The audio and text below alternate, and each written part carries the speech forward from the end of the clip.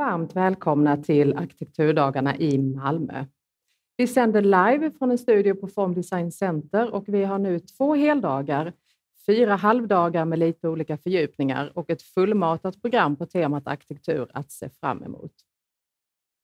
Arkitekturdagarnas återkommande tema är framtidens arkitektur och framtidens arkitektroll.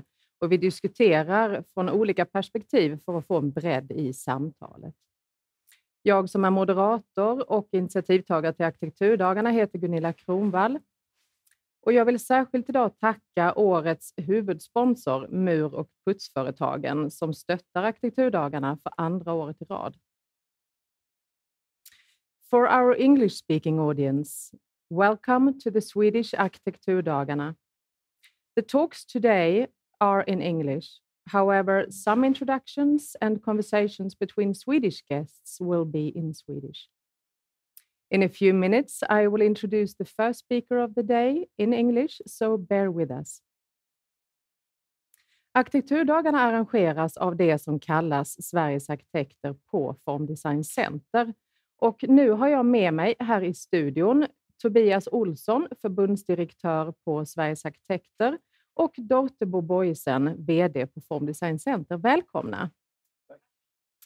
Tobias, Sveriges arkitekter, det känner ju många i vår publik till som organisation.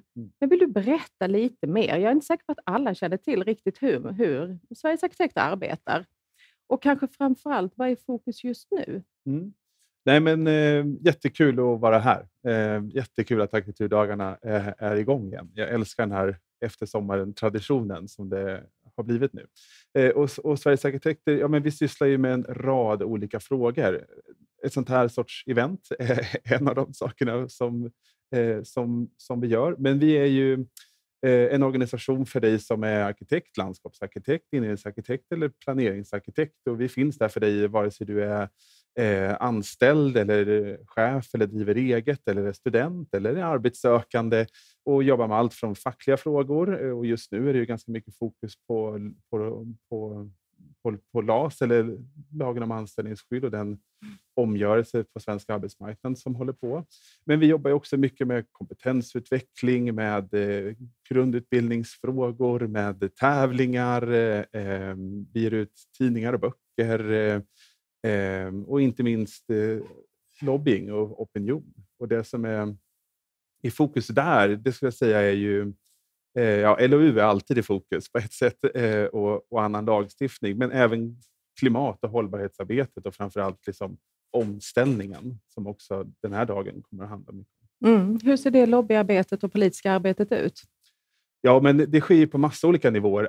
Allt från att få lagstiftare och beställare eller byggherrar att förstå vad arkitekterna kan bidra med i den här omställningen i ett opinionsarbete. Men det handlar ju också om rent konkret lagstiftning för att höja incitamenten för att göra smartare och göra bättre och göra mer hållbart. Och i nästa vecka har vi ett möte med bostadsminister Märta Stenevi till exempel för att snacka just om hur vi kan minska sårbarheten i materialförsörjningen, men att minska materialanvändningen totalt, inte minst genom återbruk. Så många frågor på många fronter arbetar ni. Så är det. Ja. Tack Tobias. Tack. Dorte, Form Design Center, Arkitekturdagarna sänds ju härifrån. Men berätta gärna kort för vår publik runt om i landet också, vad är Form Design Center? Jag vill först tack till dig Gunilla, och tack till Sveriges arkitekter och också säga varmt välkommen till Arkdagarna här 2021 på Form Design Center. Ja, Form Design Center är ju en traditionsrik plats och vi är ju den främsta mötesplats för arkitektur, design och konsthantverk här placeret centralt på Hedmanska gården i Malmö. Och verksamheten ser jag som en hybrid mellan kultur och näringsliv och med en jättestark lokal och regional förankring. Och det har vi ju haft faktiskt med den historik vi har. Och den är ganska genuin, 57 år på plats här i Malmö. Och vi har faktiskt en verksamhet som berör någonstans mellan 110 000 till 115 000 människor analogt årligen. Så vi når jo ganske bredt ud. Og det gør vi jo i relation til kan man sige, det nationale opdrag, som Form Design Center har, som node for gestaltet livsmiljø. Og i en regional kontekst, så skal vi netop bidrage til en øget forståelse for, hvad arkitektur og design og kunsthåndværk og dets rolle har i en holdbar samhællsudvikling, netop for kvalitets- og livsmiljøer for alle. Og det bliver uhørt vigtigt, og vi centrerer ganske mycket på det, og det gør vi jo igennem at udvikle, apropos med en programformat som ARKDGR i dag. Vi gør det igennem udstillinger, og vi gør det jo også igennem at deltage vældig aktivt i udviklingsprojekt. Og det gør vi jo i en samverken med kan man sige, vi jobber ganske holistisk, det står jo også i politikken, og med fokus på holdbar udvikling, og netop i samverken i en tværdisciplinær præmis, så skal vi jo jobbe med brancheorganisationer, offentlig sektor, akademi og så også aktører. Og på det sæt, så fylder vi jo huset med indhold året om. En intensiv verksamhet på många fronter hör jag och som berör många Malmöbor och människor i södra Sverige och som nod för gestaltad livsmiljö. Stort tack Dorte. Jag vill fråga er också, är det någonting i programmet de här 2 dagarna som ni ser särskilt mycket fram emot? Dorte, jag börjar med dig. Ja, altså når jeg læser programmet, så tænker jeg, wow, et spændende program, og jo både med et internationalt perspektiv, som adresserer arkitektur og design. Tykker jeg er vigtigt, at vi også bør at diskutere de her 2 emnesområder, og høre, dokker de egentlig ind i hverandre. Jeg tykker, der er uhørt mange interessante indlæg, som jeg ser frem imod. Men specielt ser jeg vel frem imod formiddagens introduktion til begrebet Anthropocene. Og hvad er det egentlig at høre? Kan vi jobbe med det inden om de her emnesområder? Og så er det klart, at eftermiddagens internationale session är också väldigt viktig. Spännande. Och Tobias, vad säger du? Ja, men det är faktiskt en väldigt svår fråga att svara på. För det är ett enormt gediget program och det ena ser mer intressant ut än det andra. Men jag ser fram emot det bästa. Jag tycker också att eftermiddagens liksom fokus på lite nyheter och metodutveckling, om man liksom kan få med sig, det kommer jag anteckna ganska mycket inför nästa veckas möte till exempel då, som jag pratade om. Men också den här nordiska spaningen i morgon, den tycker jag ska bli jättespännande. Men jag tycker det mesta ser väldigt, väldigt roligt ut. Härligt. Det är gott att ha er med här och ni är ju kvar under dagarna. Vi möter er imorgon igen. Stort tack Dorte och Tobias. Och då ska vi kicka igång årets program. Idag kommer alla föreläsningar och presentationer att vara på engelska. Däremot så kommer vi till viss del prata svenska mellan presentationerna. Jag hoppas att ni hänger med i språkväxlingarna under dagen. Vi ska börja med en fråga som sedan några år tillbaka diskuteras. Och det är frågan om planeten har gått in i en ny tidsålder. En ny geologisk epok från den holocena tidsåldern som vi har varit i sedan istiden till den antropocena. Antropocen innebär att den mänskliga aktiviteten nu påverkar planetens både ekosystem, klimat och jordskåpa. För att ge oss en bakgrund och introduktion har vi nu med oss professor Jamie Lorimer från England. Jamie Lorimer är professor i miljögeografi vid Oxford universitet. I sin forskning studerar han allmänhetens syn på naturen och hur dessa påverkar utformandet av regelverk. I now want to welcome our first speaker today on the topic of architecture in the Anthropocene. Jamie Lorimer is professor of environmental geography at Oxford University. His research explores public understandings of nature and how these come to shape environmental governance. Jamie is the author of Wildlife in the Anthropocene, Conservation After Nature, as well as The Probiotic Planet, Using Life to Manage Life. His current research explores transitions in agriculture in the context of growing concerns about the relationships between farming, biodiversity, loss, and global heating. Today, the title of his talk is The Anthropocene and its implications for environmentalism. Jamie, the floor is yours. Good morning, and thank you very much for the invitation to join you for your event. I'm going to move forward with a presentation, and I have some slides. So if we could bring those up, and I'll get going with my talk.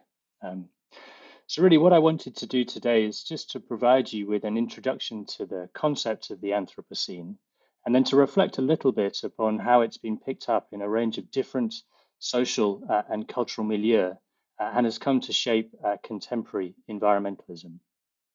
Some of you may have come across the Anthropocene as a concept, but I anticipate that many of you haven't. So I'll start right at the beginning.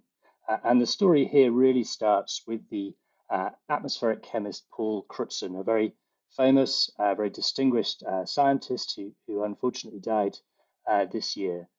And Crutzen, in his conversations with scientists, found himself increasingly frustrated with the term the Holocene. And the Holocene is the term that's used to describe the contemporary epoch in which we live, so the period of time that geologists use to describe the present, and particularly the last 12,000 years or so since the end of the last ice age. And Crutzen felt that the Holocene didn't really capture the contemporary nature of the planet now. And in an outburst, he suggested that it seems to us more appropriate to emphasize the central role of mankind in geology and ecology by proposing to use the term Anthropocene to describe the current geological epoch. And he wrote this up in a paper in 2000, which came to name this new term and this new way of thinking about Earth history. So this visualization here shows in a cartoonish fashion the ways in which geologists come to think about deep time over the last 4.6 billion years. And it tends to divide time up into these slices, if you like, these periods of time, of which the Holocene, shown up there at the top underneath the truck with the fossil in it, is the contemporary period. And so Crutzen was suggesting that we need to slice the top layer off the Holocene and really think about a new way of understanding time in that context. He put out this proposal, and it's been much discussed by scientists who've really come to think about where in historical time might we pin this start date. So we accept that the magnitude of human impacts on the planet now is so great that we may well be tipping out of the Holocene into the Anthropocene. There's been a great deal of debate in the scientific community about when this might begin. Some would like to take it back well before the Holocene, to the emergence of humans that controlled fire, that hunted, that killed many of the large animals that used to characterize the planet. Others would date the start of the Anthropocene up to the beginning of agriculture, all the way through to the Industrial Revolution. But the consensus at the moment seems to be settling in on what's called the Anthropocene Great Acceleration. So the period after the Second World War, in which there were dramatic increases in the use of fossil fuels, in the use of artificial fertilizers and pesticides, that really pushed atmospheric concentrations of carbon dioxide over and above historically precedented levels. And so the Anthropocene Working Group, who are the group of scientists who are now charged with deciding whether or not the Anthropocene should exist, have settled in on a date just after the Second World War to try and pin this down as the moment in which the Anthropocene begins.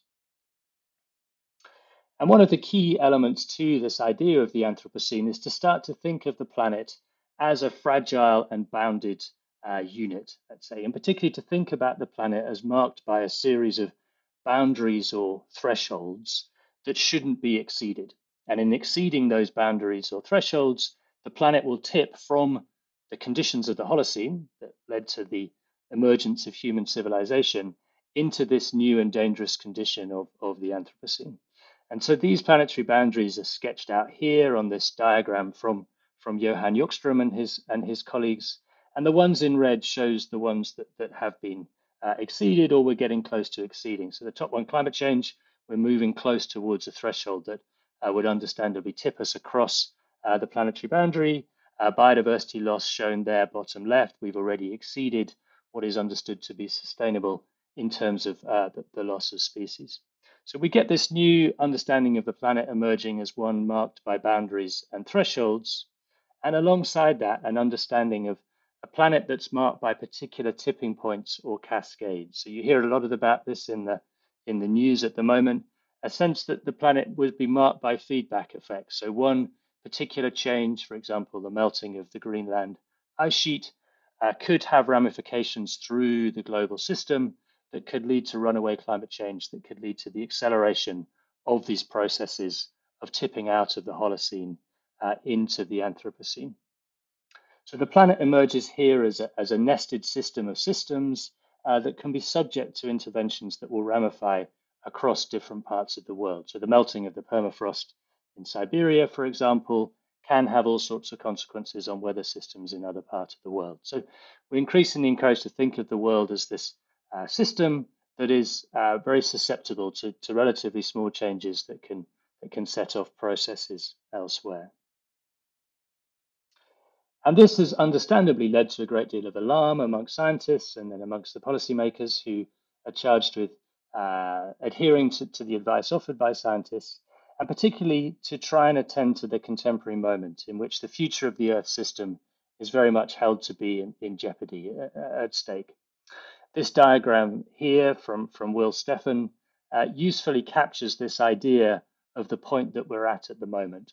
So if you imagine the Earth as a marble and it's rolling down this landscape on the left there, and we've moved from the Holocene at the back of the diagram through to the contemporary present, in which the Earth is perched on a precipice, if you like, and there's the possibility it will cross over this threshold and drop down into the hothouse Earth conditions shown at the bottom there. Or if we can develop forms of Earth system stewardship, it will move to the left on the diagram towards a stabilized condition that would be conducive to the continuation of life on Earth. And this is the key moment, if you like, we find ourselves at the moment, where there is this possibility of serious political action to avoid the tipping over that threshold down into hothouse Earth and to bring the planet towards a stabilized condition on the left there. The diagram on the right shows how hard it will be to bring it back again. So if we're moving out along that top right arc of the red arrow that heads out towards hothouse Earth, it becomes harder and harder to bring the Earth back into conditions conducive to civilization the further we go over that threshold. So that's a short summary of the science, if you like, and some of that will be familiar. It's very much in the news. It's very much dominating public debate in many Western countries, and it's produced a series of wider cultural responses. So the Anthropocene itself, since it was coined in the year 2000, has significantly grown in popularity as a media event and as a search term. So that the diagram at the top of your image there shows the popularity of the Anthropocene as a Google search term over the last 15 years or so. And we see an increase over that period. The Anthropocene has come to feature on the front cover of The Economist. It's featured in high-profile editorials in English language publications like the New York Times and the Guardian. And in some ways, it's come to name a contemporary zeitgeist, a contemporary anxiety about the state of the environment and what we ought to do about it. So beyond these media discussions, there's been a proliferation of books and publishing with Anthropocene in the title. These are just a few that I've taken off my shelves here, including one there named Architecture in the Anthropocene. So there is a precursor to this conference. But as I say, it's become a useful publishing zeitgeist to capture the contemporary concerns among scientists, amongst philosophers, amongst people in the humanities, about the relationships between people and the planet in the contemporary present. The Anthropocene has also been picked up in film and music, a range of documentaries, a range of popular cultural forms that again are using this as a way of trying to open up broader discussions about human environmental relations in the present. And then finally, a set of art exhibitions, these two in Germany. One at the Haus der Kultur der Welt in Berlin happened over a period from 2013 through the subsequent few years, and this one at the Deutsche Museum again, using the Anthropocene as a curatorial prompt to think about technology, think about human environment relations.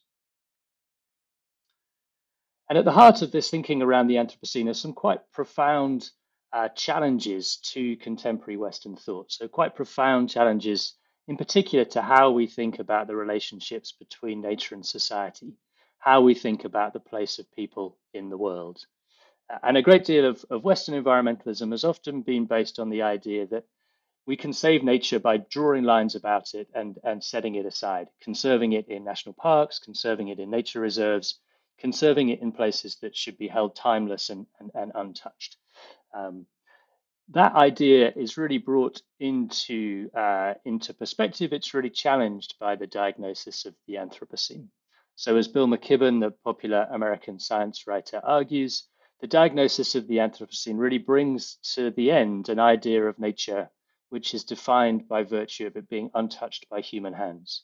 If the planet itself is now shaped by human activities, there is no such thing as nature. There's no pure place that we can point to on the map and say, there's nature, keep it as it is. As long as it doesn't change, our job is done. Instead, we get a very different understanding of the Earth as characterized by what Earl Ellis describes as anthromes.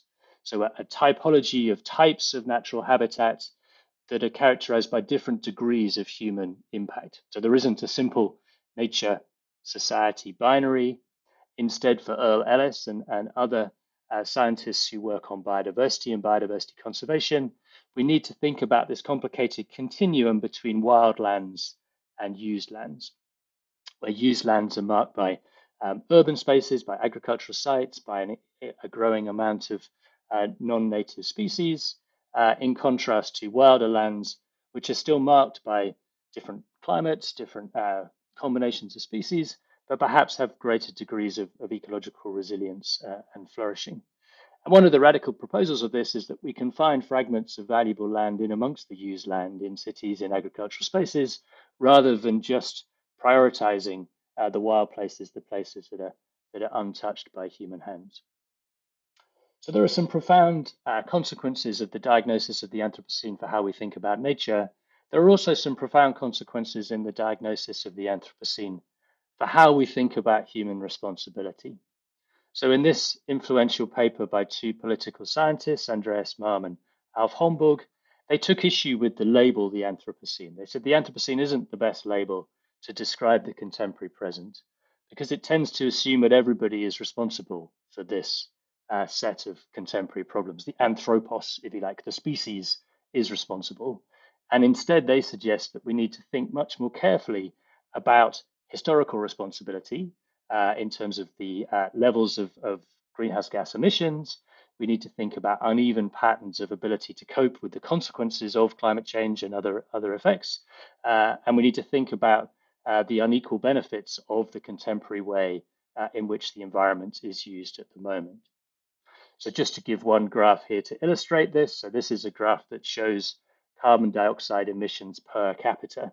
And we see stark differences between different nation states in 2015. So this is the amount of carbon dioxide given off by any one citizen in these countries. If you compare Bangladesh at the bottom with the United States at the top, it's a much greater degree of responsibility of citizens in the United States than citizens in Bangladesh. And of course, within the United States, there will be big differences between the wealthy and the poor in the United States itself.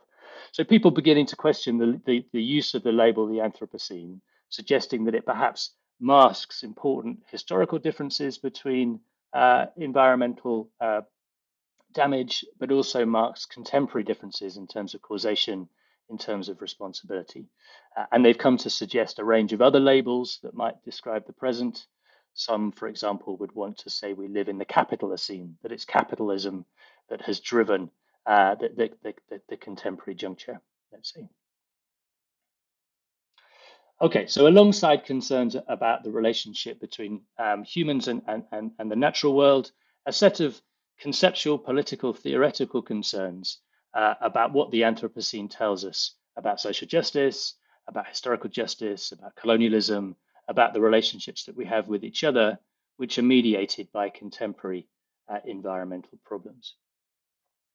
What I'd like to do for the remainder of this lecture is really just focus in on how policymakers and practitioners have come to respond to the Anthropocene as a provocation, as a way of thinking differently about our relationships to the environment and how we ought to go forward, thinking through what we ought to do with science and technology, what we ought to do with politics, in order to tackle some of the environmental problems that face us in the present day.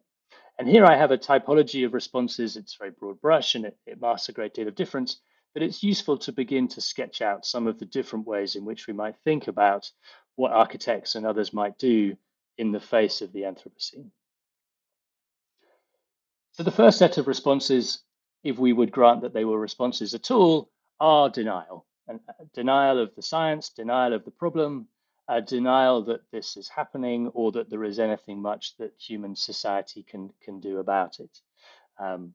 These are sophisticated political activities, often with histories in other forms of denial, for example, around the ways in which tobacco companies mobilized public relations in order to deny the links between smoking and cancer. And so this is shown in this nice book by Naomi Oreskes, who talks about merchants of doubt. So professionals whose job it is to if you like, undermine the credibility of science, undermine the credibility of scientists in order to prevent pressure being applied for political activity. We saw a great deal of denial at work under the Trump administration in the US that successfully held up political action on climate change for a substantial period of time. And that's sketched out in this color-coded diagram on the right here that sketches out some of the ways in which denial worked to undermine arguments about the science. So whether it's an outright denial of the reality of climate change from Trump itself, mobilization of uncertainty, the strategic mobilization of ignorance as a way of preventing political pressure being applied, or to suggest that there are other priorities at stake. It's about jobs, it's about employment, it's about creating an alternative story to mobilize against activities on climate change. But it's also worth saying that denial comes in much softer forms. Denial comes in the ways in which many of us live with a kind of cognitive dissonance. We know that climate change is happening.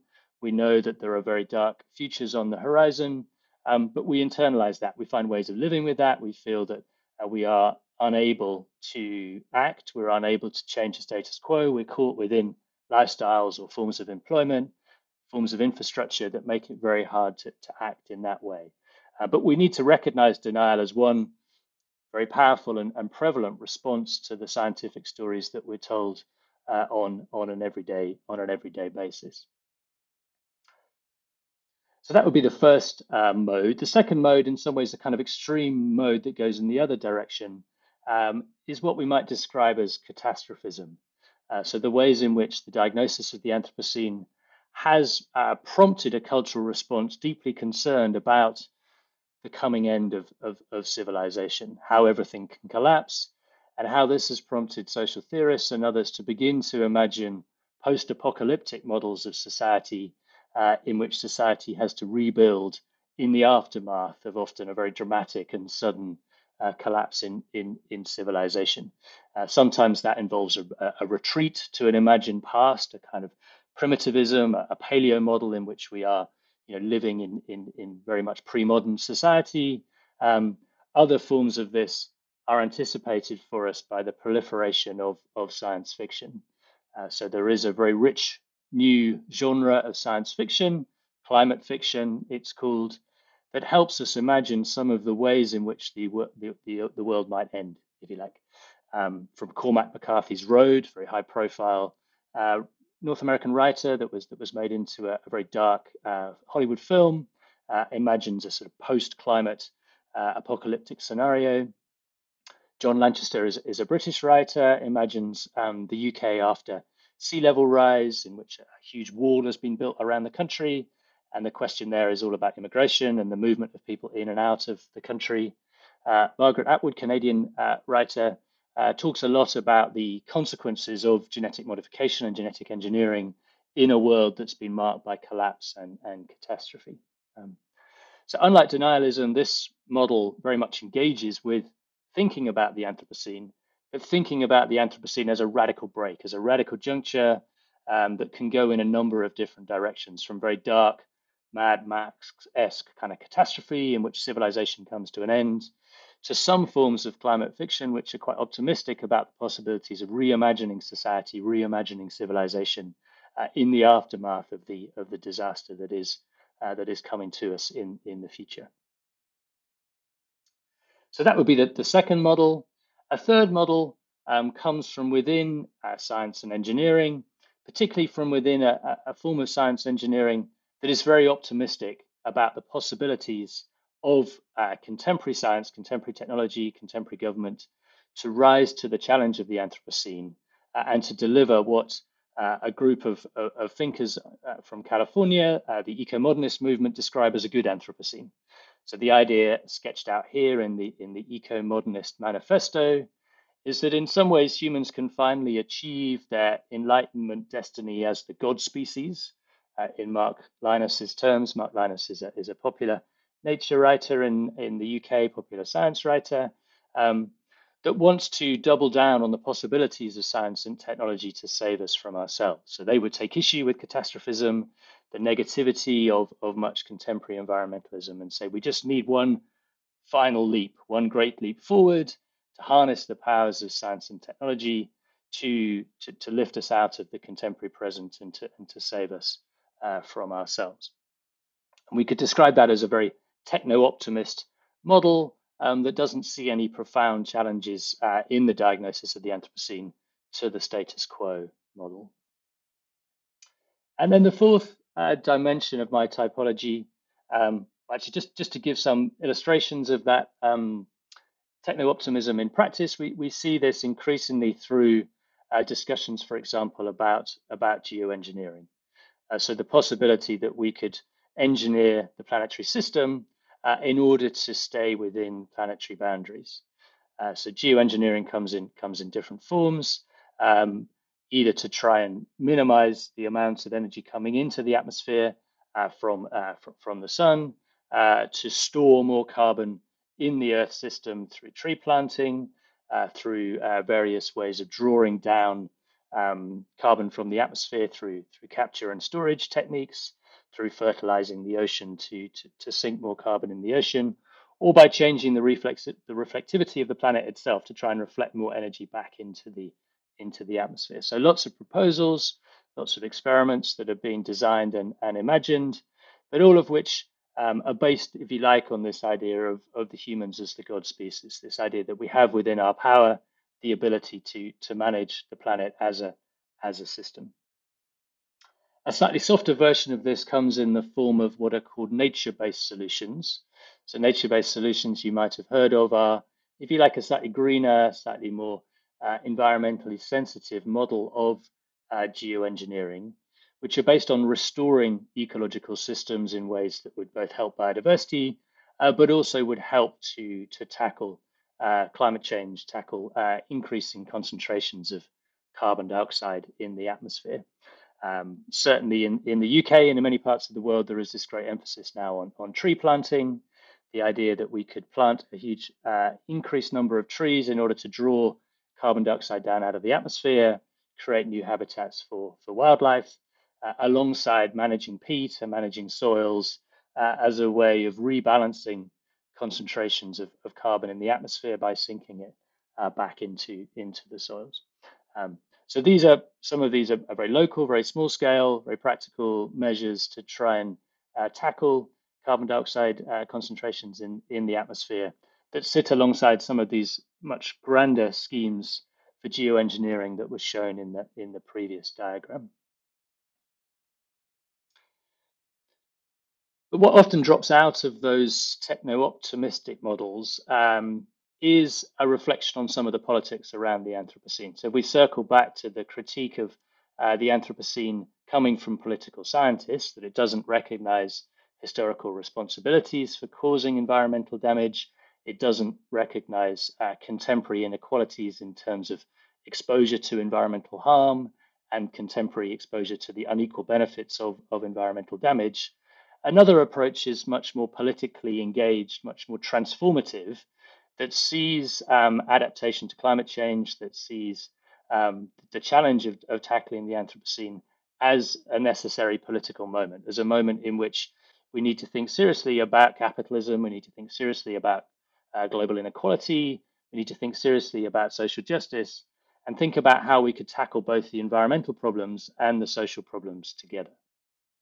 So just to give one example, this is a book that was published by my colleague Kate Rayworth at Oxford recently. Kate is an economist, and what she tries to do in this diagram, which is quite elaborate, and sorry if you're looking at this on a small screen, is try and take Rockström's idea of planetary boundaries, which is a natural science concept, but to think about that also as being comprised of a set of social boundaries or social thresholds in which we need to think about not only tackling atmospheric concentrations of climate change, we also need to think about food security, we need to think about water, we need to think about access to housing, we need to think about gender equality and social equity, which is shown in the green donut, if you like. So what she wants to allow us to visualize is a future in which we could live within a set of boundaries that are both codified by nature, if you like, by the planetary system, but are also marked by questions of social justice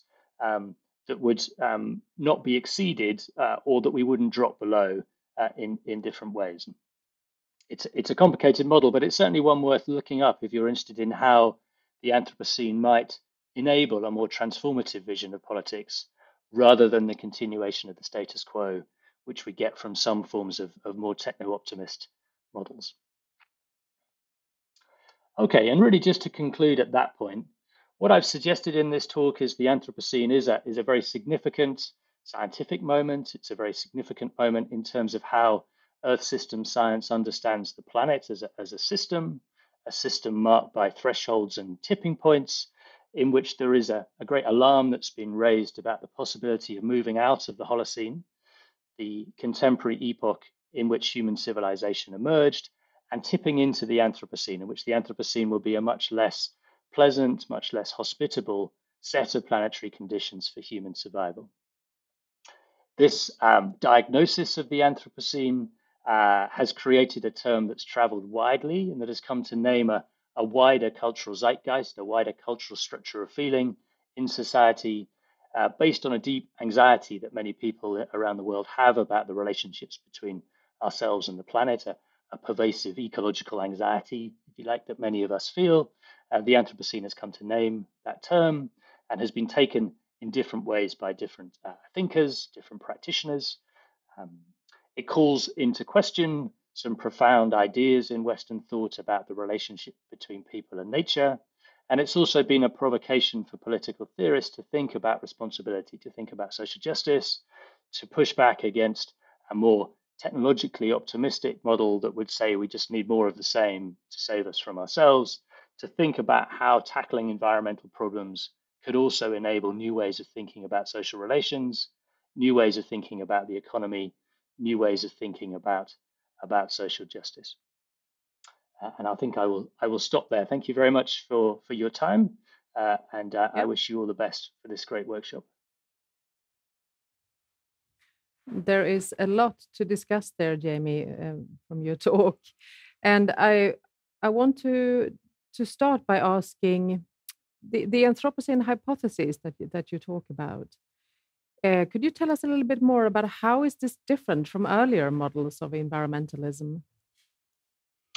So I guess one of the most striking things about the Anthropocene story is this idea of a radical break, a radical rupture between the past and the future. So a lot of environmentalism has often been concerned about local, small-scale impacts in particular places. We'd be concerned about this forest being cut down, about pollution in this river, about growing amounts of air pollution in the city. What the Anthropocene does is join those all together into a bigger planetary vision of a system that's on the threshold of shifting from one condition, the Holocene, into the Anthropocene, and in some ways a much darker version of environmental harm that the places that we thought were disconnected from each other are all joined up, and that there is the possibility then of this radical move into a future that's much less hospitable for human survival. And of course, today a lot of in our audience we have architects mainly. So for the discussion of architecture and urban planning, what would you say are the implications? What should architects and urban planners learn from this and use in their work? What do you think? It's a great question. I'm always very envious of architects. I just sit here with a pen and paper and write books, but you get to sit with pens and paper and you get to plan things and make things and make practical differences in the world. And I mean, on one level, on a macro level, the idea of planetary boundaries gives us a set of thresholds to think within. So to think about carbon dioxide, to think about the use of resources, to think about the use of water, provide some thresholds around which we can think about design and think about limits to the visions of what we might want to work with. I guess more practically, there is this possibility of also thinking about building with nature, thinking about nature-based solutions as being central to design, if you like, both in terms of how what we build could help to tackle some of the problems associated with climate change, whether that's buildings that are net zero, if you like, that can not use more energy than they store, but also beginning to think ecologically about how building, how planning, how infrastructure can create spaces for wildlife, how we could begin to think about bringing nature back into cities, about bringing nature back into bits of infrastructure, rather than that traditional modernist model, which is often, nature's out there, people are in here, we don't need to worry about nature in the cities, in amongst our infrastructure, because there's lots of wild places in which nature is fine. If we think about the Anthropocene as describing a world that's fundamentally shaped by human activities, there's an obligation to think about creating spaces for wildlife right in the heart of the city, right in the heart of the places that we live and work. And there's all sorts of great work that architects are doing in this space already to begin to think about designing with nature and creating solutions alongside habitable places for people. And finally, Jamie, do you see the discussion about the Anthropocene? Do you see it sort of growing within different communities in the academic world or in the professional world, or what do you think? Is it being discussed enough? I mean, I'm very close to the term, so I see it everywhere, and it's one of those things when you look for it, you see it everywhere. A lot will depend to a certain extent on how the Earth system science and the geological community deal with the Anthropocene hypothesis. So it's yet to be formally codified. It's still up for discussion, and there's quite a slow process through which geology decides on whether or not to change its history. I think the consensus at the moment seems to be that it's likely that they will change the terminology and that it will become part of the textbooks. It will be taught at schools, it will be taught at universities, and it will become a shorthand term to describe the present. Clearly, we have great political momentum around climate change in many countries at the moment, and in some circles, the Anthropocene has become a unifying term to gather what can seem quite different discussions about biodiversity, about climate, about energy, about water. So I'm optimistic that it could work helpfully politically to gather contemporary concerns towards tackling environmental problems. Okay, that's great. Thank you very much, Jamie Lorimer. Det är än så länge mest på universitet som ämnet antropocen diskuteras.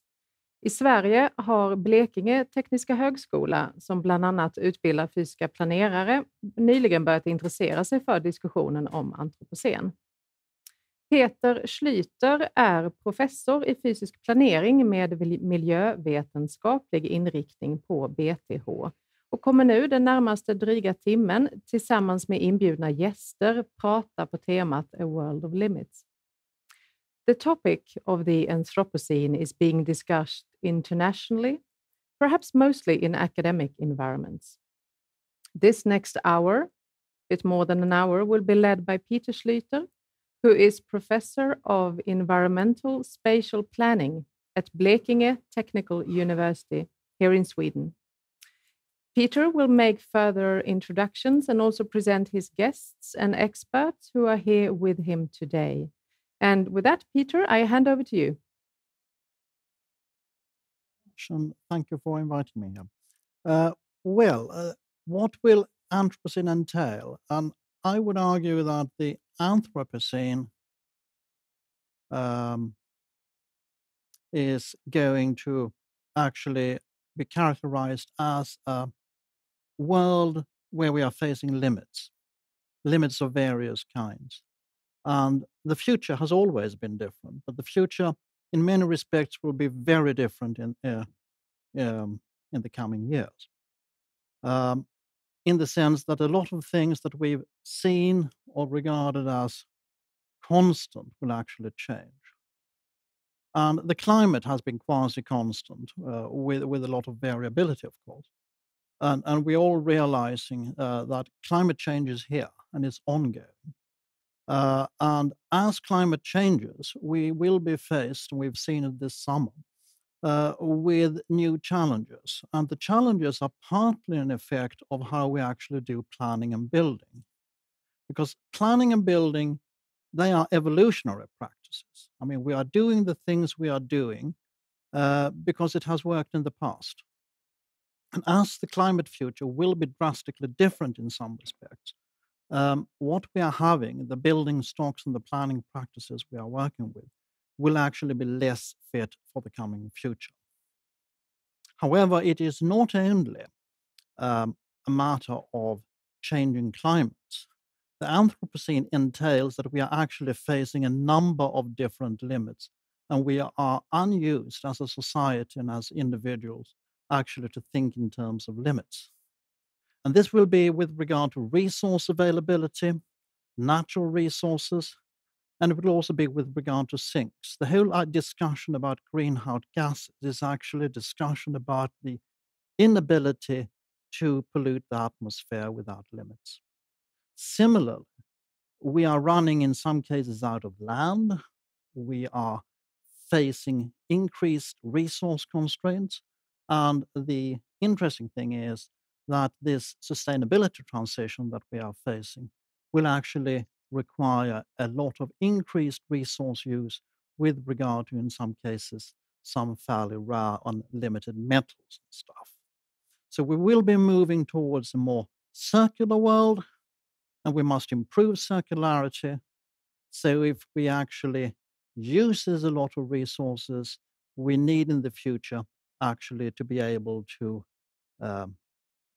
reuse and repurpose stuff. And currently we have been very poor at closing the circles. And if one look at resource availability for a lot of the metals and minerals that we are using, we can see that we are actually facing peak resources within a relatively limited time ahead of us. A lot of the technologies that we are putting a lot of faith in and that will be needed for this transition, in many cases will require precious metals, rare earths, and other resources that are increasingly constrained and that are also increasingly also facing geopolitical constraints. Similarly, we can see, for example, in this field of food production, that we are also facing a coming phosphorus crunch. And phosphorus, as we all know, is an important nutrient for all biological production.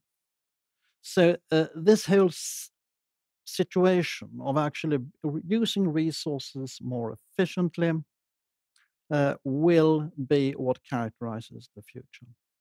And as a profession, we need to improve our handling of complexity feedbacks. We will also have to be able to handle multiple objectives and not just optimize one factor. And we need to improve our ability to handle changing context. Context is changing not only climate, but also resources. I would also add that we will need to be able to handle changing values. Values are changing in society, and that will have impact on future planning. And all of this has to go on under increasing biophysical constraints and growing uncertainty. And we have to actually manage this transition if we are to improve our future sustainability. And with that, I would like to introduce our next speaker, Professor Bertil Malmström from BTH, who will speak about the limits to land availability. Hello, my name is Bertil Malmström, and I will speak to you about a very important limitation in today's world, which is limitation concerning land use. But the theme could also be agriculture versus urbanism. I will focus on the urban issue and the fact that a lot of agricultural land is today threatened because of urban expansion. And we are indeed talking about a global issue here. We have used the land very extensively in the 20th century and for multiple uses. For example, big housing areas, roads, industrial areas, railways, parking spaces, infrastructure, and so on. And we have our cities have spread a lot because of this extensive land use. The areas that are now urbanized are a lot bigger. And at the same time, we are about 7.7 billion people in the world. And sometimes when you read about the world population, you get the impression that this is something that has happened. We had a large growth of population, but it is indeed still happening. So we may very well be 9 billion people in the middle of the century. Or some people even think that we will be 10 billion people quite soon. So this, of course, puts a lot of pressure on the agricultural land. We need to grow a lot of food in order to survive. And these two facts in themselves could be very strongly indicating that we need to preserve agricultural land. But still you get the impression that a lot of people think that we can still go on expanding on agricultural land when we grow, our cities grow. And we also have even bigger problems because the agricultural lands is also threatened by degradation of the farmlands, which means that you cannot grow as much food as you used to do on the same land. And I will not go into that more specifically, but that is a big issue in many countries, for example, the United States. And added to that, we have, of course, climate change, which means that a lot of the lands will be either too dry or be flooded, maybe not all the time, but occasionally. So we have multiple threats to the agricultural lands globally, at the same time as we need to grow more food in order to survive and feed the world population. It's also important to remember that in especially the 20th century, many of our projects, our urban expansions, have really been on cheap land, and the cheap land was very often agricultural land. And especially those housing areas that you see to the left here, one of the factors in the economy for making those areas was that you could buy cheap land and then do quite cheap projects, which of course meant that the houses and the apartments could be reasonably priced. So what it very well may lead to to begin with is that we must do a lot of more expensive projects in the future. And as we all know, there is big demand for cheap housing, especially apartment blocks. If we look at it historically for a short time, we can see that there is a very strong historical bond between urbanism, or maybe rather villages, and agriculture. To start with, they were very good at finding the good land to grow crops, and also putting their houses on the land that was not good for growing. That was a very important factor when they choose where to live. But of course, they needed the real prerequisites for growing, and that was, of course, fertile lands and also fresh water.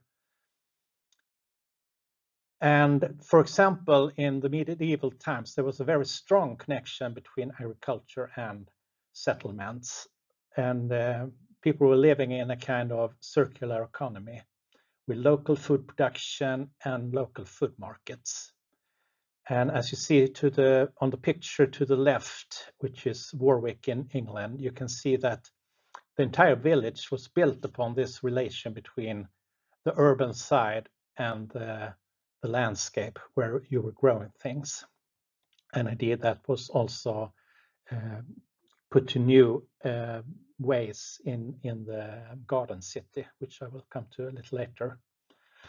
And also, if you go even further back, we know that, for example, in Greece, they put a lot of effort into finding the right locations for their settlements, for example, concerning fresh water and not to build on the agricultural lands.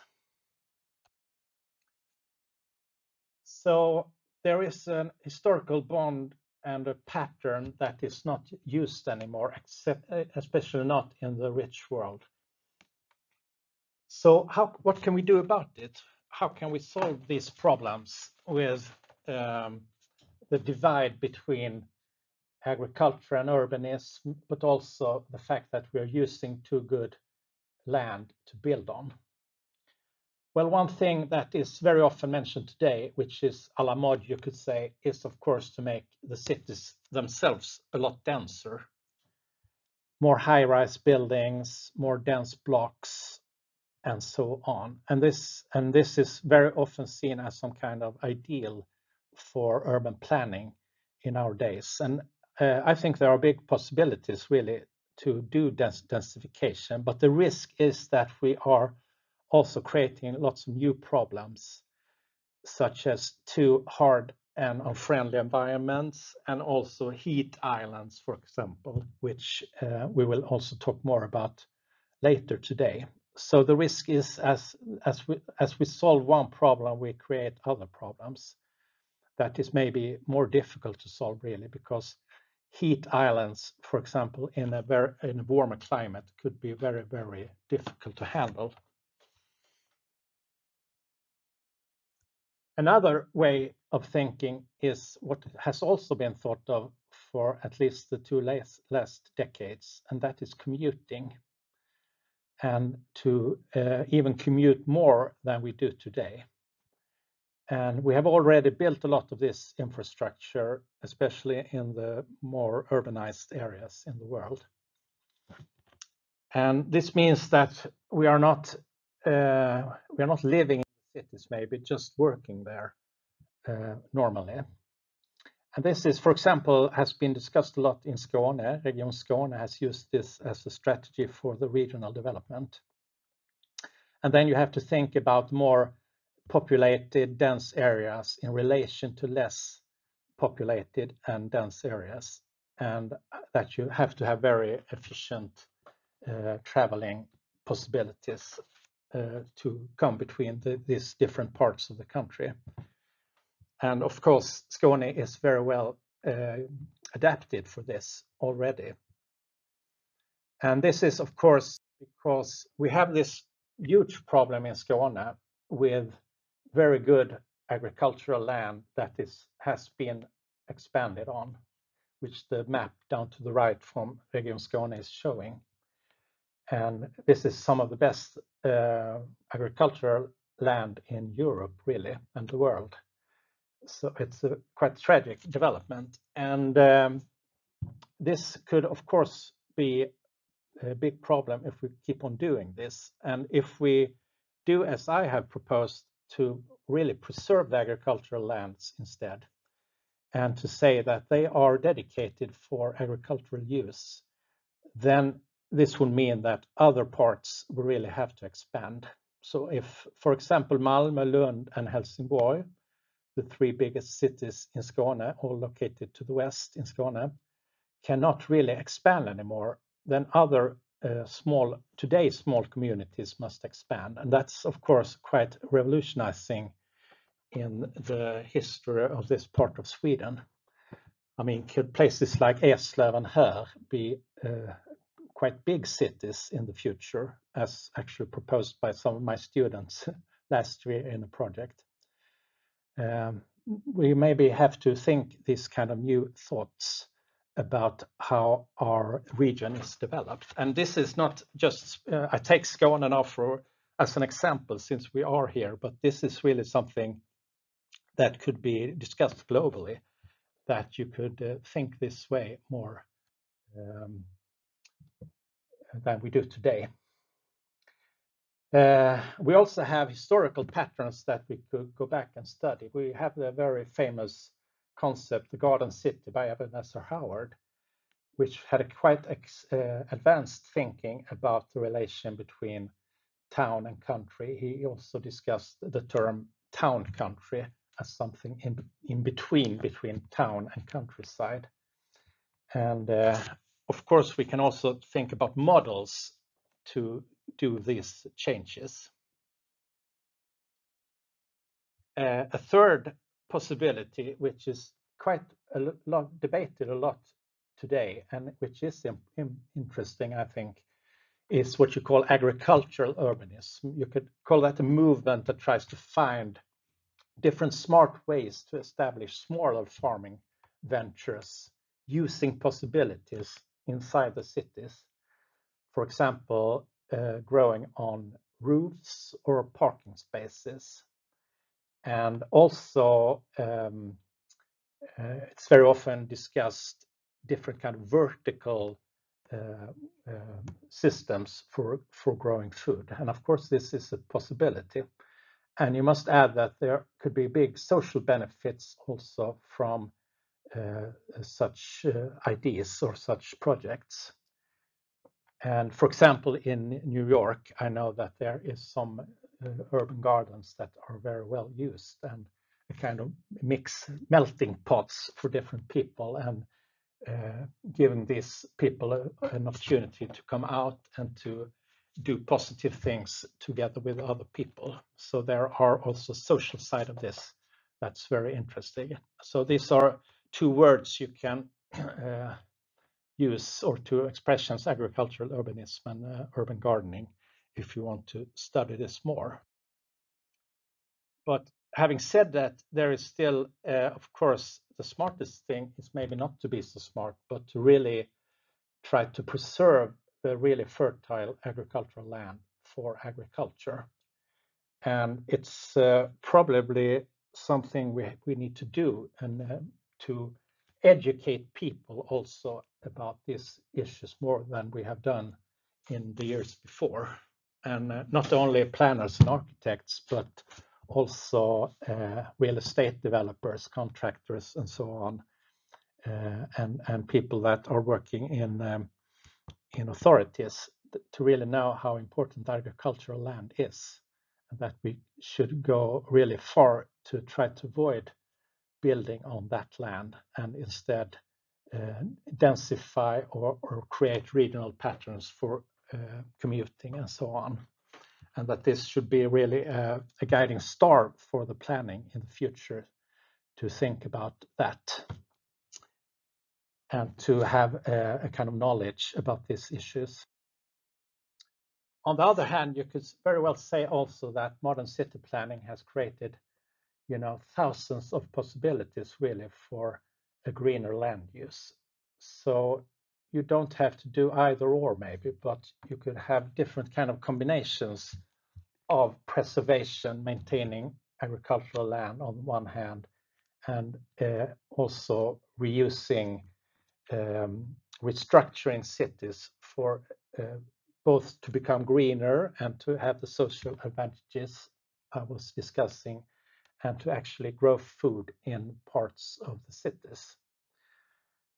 So this is my conclusion about this very delicate issue. Thank you very much.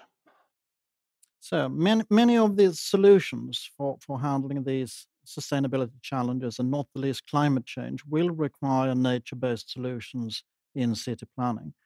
And there's always a challenge actually to get green structures and biodiversity into the urban environment. And it's my pleasure now to present Annika Kruse, who has been working at the municipality in Malmö, the Institute of Sustainable Urban Development, and the region, with the issue of how actually to introduce and get more green infrastructure into our cities, and working with the design criteria to achieve this. Annika, the floor is yours. Thank you. Wrong priorities and failure to adopt scientific knowledge has led us to Anthropocene, a world threatened by climate crisis and biodiversity crisis. We know that we can't go on with business as usual. We need a paradigm shift. In this light, the way we design and manage green infrastructure must be redefined. We must acknowledge that the natural ecosystems are invaluable, and we need to realize human civilization's total dependence on nature and green infrastructure. Briefly about me, I have a PhD in plant ecology and some 20 years experience in the field of sustainable urban development. Although I wish that our society would honor nature and ecosystems in their own right, I think still we need the argumentation of ecosystem services. On a local urban scale, green infrastructure can decrease the urban heat island effects during heat waves and offer cool refuges for citizens. It can help protect cities from local flooding. It can offer space for many activities during pandemics and for recreation during more normal times. Green infrastructure can offer space for other species as well, for us to enjoy and learn about. Often, the same area can deliver several ecosystem services, thereby being multifunctional. I think most of us know all this by now, but how can we make change happen? Before we start talking about design criteria, we must consider the planning process. When, in the planning process for a new development or a redevelopment, green infrastructure and topography have to be considered first thing. Wait. When there are conflicting goals, we need to let nature weigh much heavier than we do today. We need to use the right competence to get the right knowledge on the green infrastructure and its values. We need to map existing values of the green infrastructure, but also the potential values and the specific needs in the area. For example, stormwater management, outdoor offices, urban gardening. Every square meter counts. When the function of a surface does not require sealing, it should be left green or blue, no matter how small it is.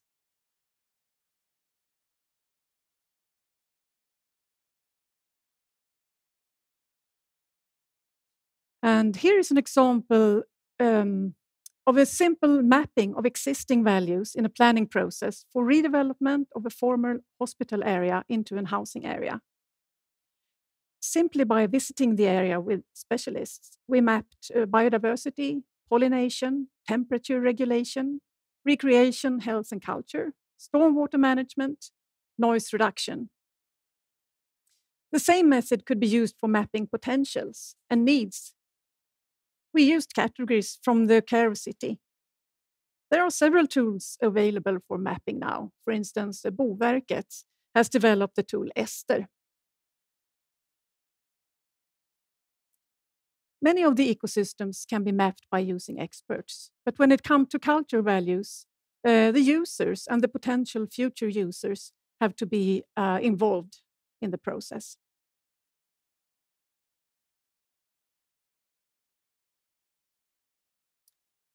Old habits and preferences, both with professional and the public, lead to unsustainable design like black roofs and mowed lawns. But with increased knowledge, that can be changed. The natural areas can also be used for education. Will urban children know which flowers and trees are native, for instance? Management is crucial. We cannot let mowed lawns be the role model for green infrastructure. Their maintenance use enormous amounts of energy and cause a lot of unhealthy noise. If we choose meadows instead, they will be cut once or twice a year and be home for many species. Urban forests need even less management. The pictures show a couple of good examples. A rooftop meadow in the Western Harbor, Malmö, where even a bumblebee queen chose to build her winter's nest, and an urban meadow in Augustenborg, Malmö.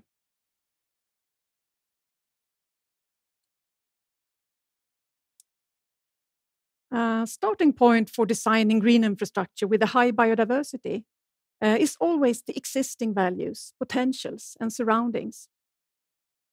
The role model is always natural ecosystems. The goal is not to create as many vegetation types as possible, but rather aim for large areas of the same type with minor variation within them. Mostly regional plants should be used. Management, again, is crucial. Natural ecosystems develop over time. Management should therefore aim towards a specific goal with a high degree of ecological knowledge.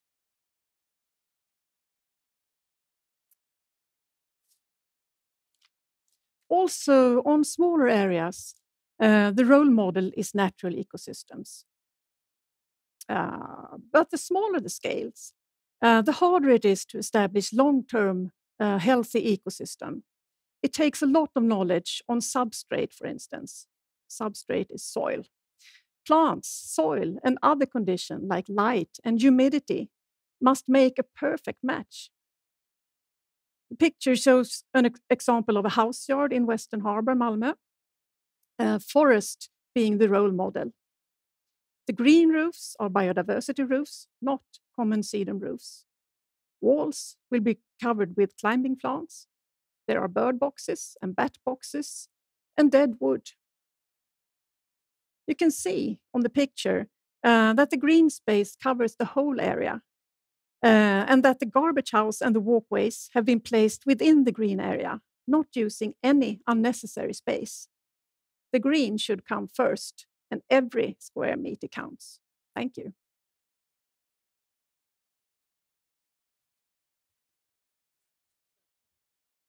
In your experience, what is the most important factors to actually achieve more green space? Well, an experience that we made during a long and large project in Malmö was that for success, we needed to gather all the expertise around the same table, all kinds of experts like ecologists, architects, landscape architects, developers, economists, and managers, maintenance, for instance, all around the same table. And not only once, we need to discuss and learn from each other. And then we can make these really successful projects. And I assume you have to do that early in the planning process as well. Of course. Okay. Thank you very much. Thank you.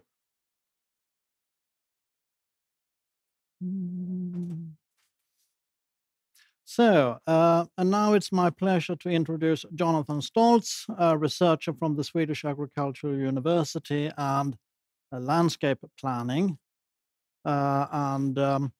Jonathan has worked a lot with green infrastructure, in particular from a perspective of its impact on health and well-being. for the citizens in urban areas. And with that, Jonathan, I leave the floor to you. Thank you.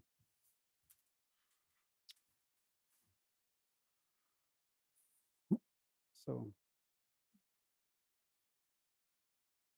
yes, green infrastructures and well-being. Green infrastructures is more or less, we can think of it as anything that is green and that is somehow strategically managed by people. And of course, as we just heard, there are many ways, many different cultural and regulating and provisioning ecosystem services that are provided by green infrastructures. I'm mostly focusing on cultural ecosystem services. And the main pathways that green infrastructures impact health and well-being within those ecosystem services are through restoration and instauration. And restoration is more or less the capacity of green infrastructures to restore stress and attention fatigue and different capacities. With instauration, we mean the capacity to support the growing of capacities, such as to the provisioning the capacity of areas for physical activity and so on. Mitigating services has more to do with regulating ecosystem services, such as cleaning the air and water, etc. Yes. And when we focus on the cultural services, we have identified in the research 3 main factors, and distance from dwelling, the size of the green area, and also the perceived qualities of the green area, what I refer to as aesthetics. And if we start with those 2, the distance from dwelling and the size, we can see something more or less like this. It seems meaningful to categorize green areas according to size.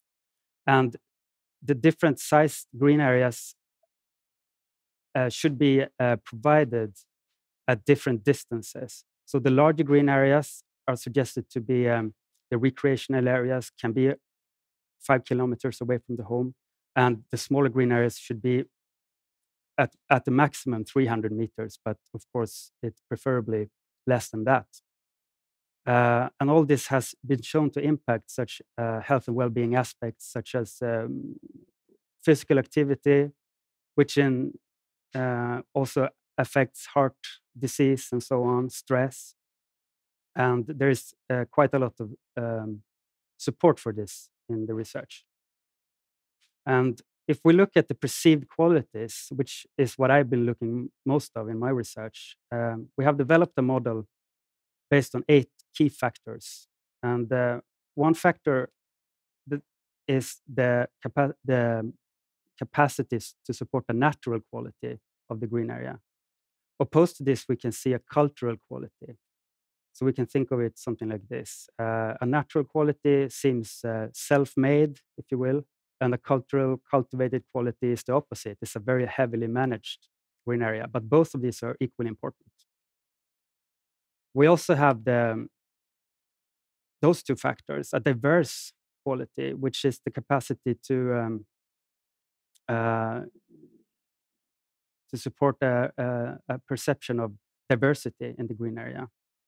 And opposed to this is a cohesive quality, which is a quality that is more has to do with the capacity to support an experience of a coherent whole, a world in itself.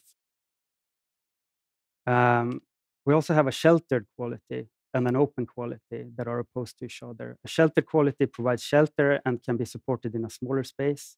An open quality is the opposite of this, often connected with cut lawns and such. Finally, we have a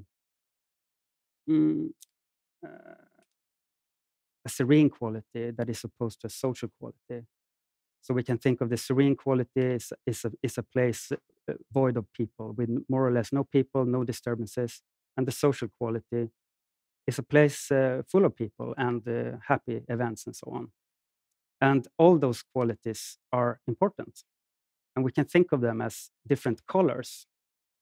Rather than talking about good and bad here, we can see them as different colors that support different needs in the population, and also for different individuals, maybe the same individual in different times of the day even. And an important thing here is that this is a human-centered model. So when I speak of a natural quality, it's from the perspective of a human, not in an absolute way or anything.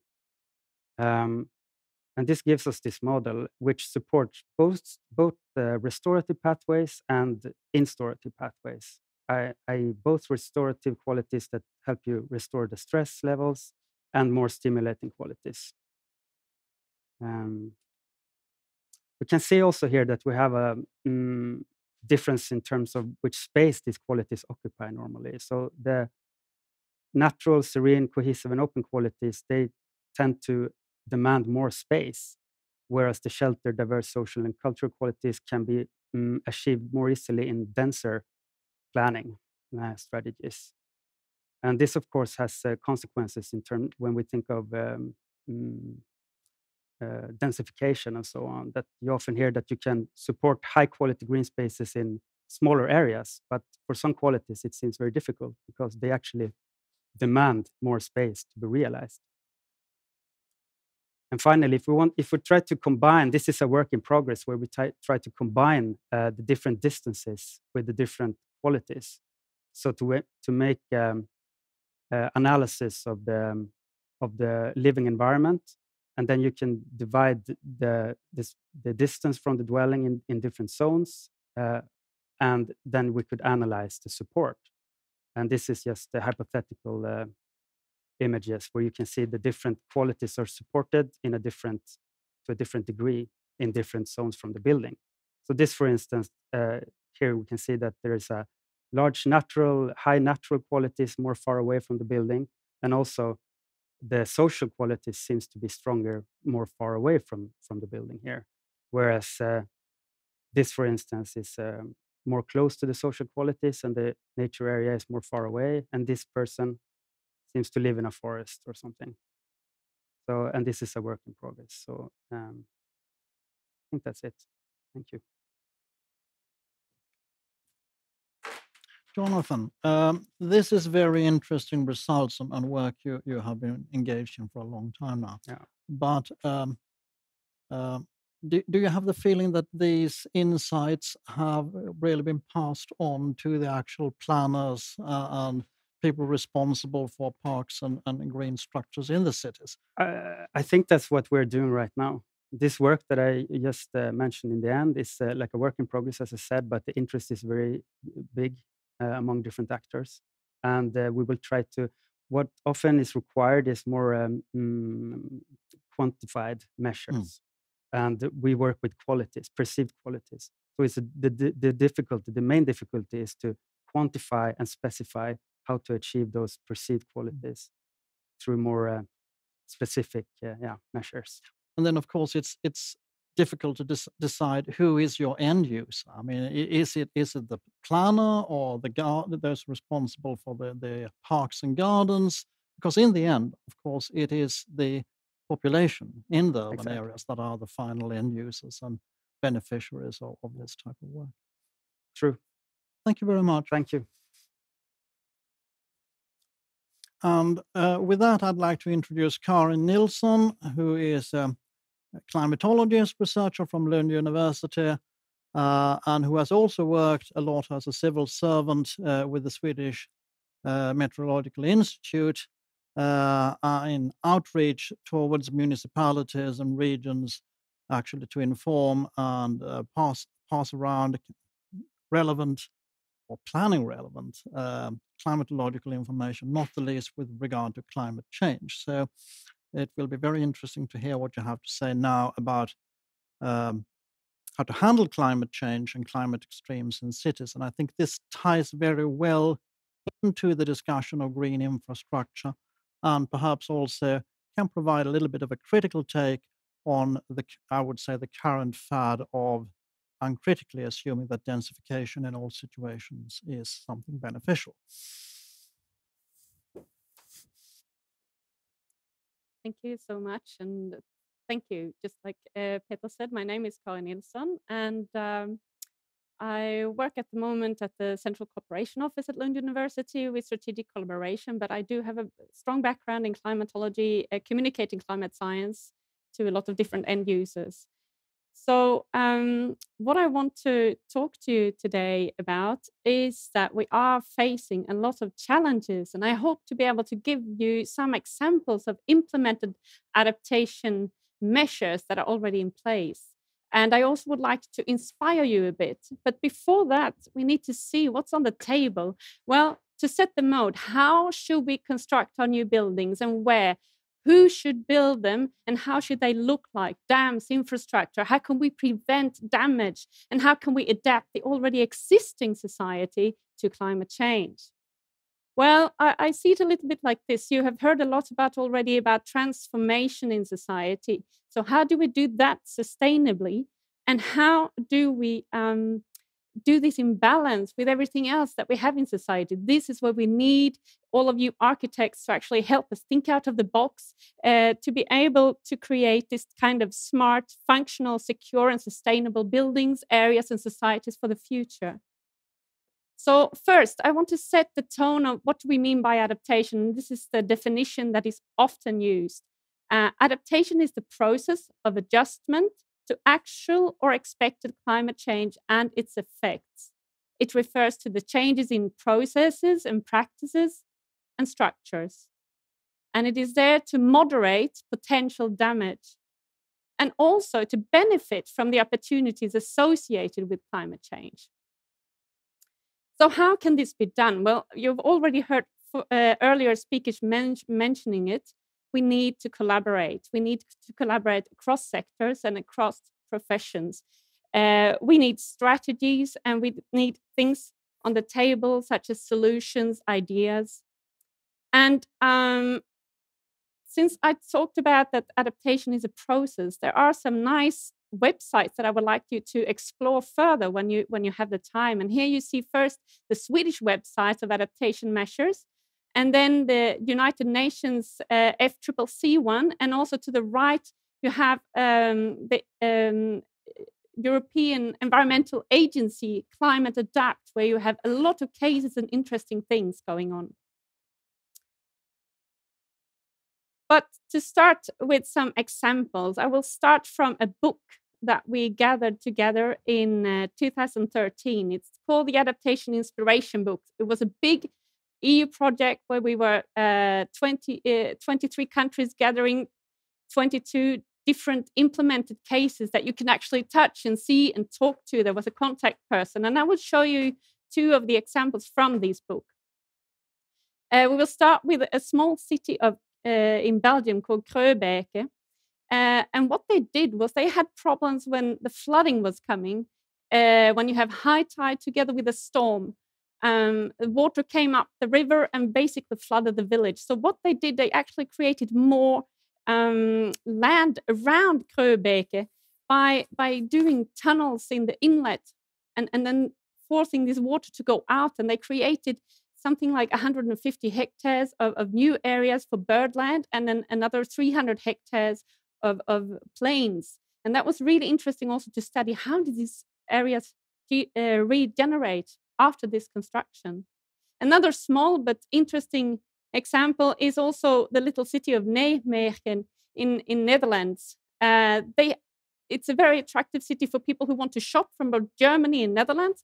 So they wanted to make it nicer, the climate. It was a lot of stone buildings. So what they did was what you have heard about before as well. They started to decide that on 5 streets we will put up climbing rails for greenery. And what you see here on the picture is basically the main city hall where they made a whole garden across up on the building.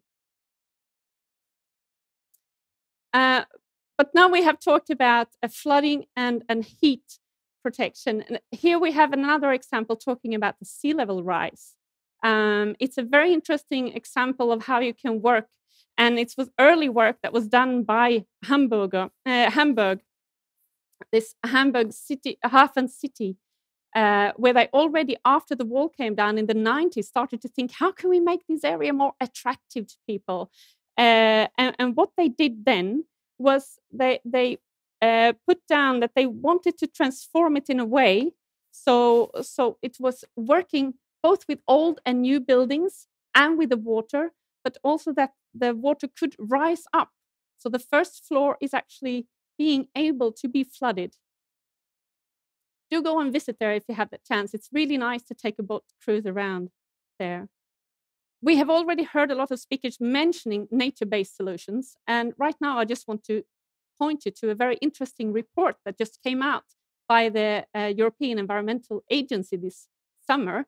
And together with that one, there is a website called opla.eu, where they have gathered almost over 300 examples of nature-based solutions that are implemented already around. And one of these examples on opla.eu is the example of Copenhagen, and it's actually an older example. You might remember that in 2011, we had an extreme rainfall. It was pouring down with rain, 150 millimeters in roughly 2 hours. And you had Copenhagen standing roughly under 1 meter of water. And the politicians of Copenhagen didn't want to have that happening again. So what they did was they asked, can you give us a cloudburst management plan in 3 months? Now, here is an example of how really interesting stuff going on. Lykke Leonardsen, who is on the picture here, has a very nice talk on YouTube that I recommend, where she talks about the whole process of this. And just to show you a few things what she did together with all of her colleagues at the municipality was that they looked at how do we make the water not coming from the into the buildings, but how do we drain it into areas where we can actually manage it, so we can take control over these very strong heavy rainfalls that come. So what they did was they wanted to keep the water staying uphill quite for a long time. So they made retention areas. They used football fields and parks, for example. And then they could direct the water down on retention streets, small water outlets, and then also on what they call big water boulevards, where they actually allowed a lot of the water to come. And they did this together with the people, the citizens of Copenhagen. They said, when we are going to rebuild your street now, what would you like it to look at? We have the opportunity now to make it nice. So people could make suggestions for meeting places and open spaces, parks, etc. And was very much part of this. And they made what they called climate neighborhoods. Now, there is a lot of other projects going around in Europe, and some of the outputs of these can also be interesting to look at for architects.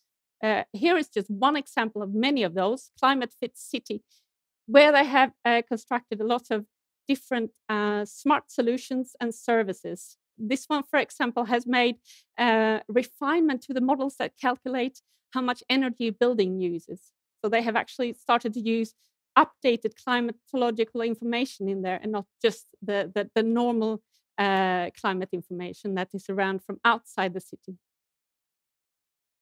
So what will our cities look like in the future? This is just one example here that maybe we need to start looking south. We have a lot of knowledgeable people in the south who have long experience with heat, for example, and flooding. And this is just a hotel in Lisboa where totally covered. However, if you ask fire departments, they don't totally like this coverage. So how do we make these different things work together and be safe and secure for us? Another example, images from Toulouse in south of France, where you see that you totally need this canopy to be able to sell your fruit along the street when it's 38 degrees outside. But they also take care of the old trees. You see the little tree here to the left that's been standing there longer than the buildings, which is very interesting. They try to work with that. And also in the parks, you have roads where you are covered, where you walk in the summer, and roads which are uncovered, where you can walk in the nice sun in the winter. winter, we mustn't forget that we Sweden still will have strong winters.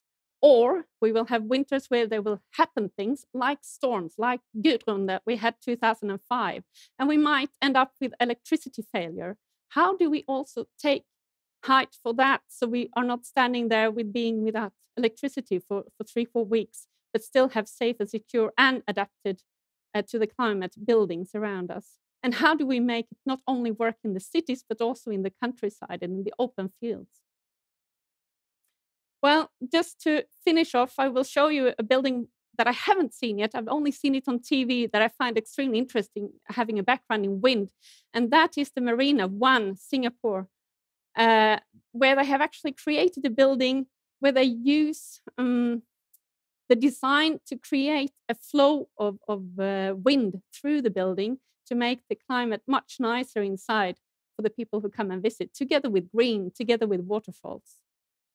So to summarize, we really need you all and your thinking out of the box to make a secure society for the future. And I so much look forward to see all these new ideas springing out of this summer where we've had a lot of things happening around in the world. And I hope that you all want to be part of creating the new and the transformation. Thank you very much. Thank you, Karin. Quick question. I mean, you work as an climate communicator, and one gets sometimes the feeling that it's hard to pass these ideas along until you've had the catastrophe. I mean, nothing happened in Copenhagen really before they had this flooding. And you've been working as a communicator. I mean, how do you communicate the things that hasn't happened, that may happen, and that, where both the consequences may be costly, but also the action, the mitigating action, so to speak, of that actions may in themselves be pretty costly? Yeah. That is a really interesting question, and I think many people who are dealing with this are thinking about it. I strongly believe in continuing to communicate these things and work with the ones who get it first, and then others will follow. But it is an urgency now, so we need to step up the game. I don't believe in threatening people to act, but we are at the point where we need to encourage people to bring everyone around the table to act together, because this is not a one-man's job either. It's really a collective work. So, yeah. And to pass along the good examples. Yes, of course. Thank you very much, Karin. And with that, I'd like to introduce Kristina Skarvik, who is a building antiquarian who has a long experience of working and repurposing buildings and finding use for them. And as I said in my introduction, handling these sustainability challenges in the Anthropocene and in a world of limits will also entail that we have to work within those limits. And that is, of course, things like emission of greenhouse gases, that is the mitigation thing. But it also, of course, the whole issue of actually being more resource efficient. And we all know that the building and construction sector is actually one of the major emitters. So actually to handle these challenges in the future will require us, I would say, increasingly to be able to repurpose and reuse buildings and structures. And with that, I leave the floor to you. Thank you very much. I work as a consultant, and the question of keeping things or throwing them, repurposing, reusing, is always a question on the table. And it's been like that throughout the ages, I'd say. So let's take a bit of a practical look. What did people do centuries ago when it came to these matters?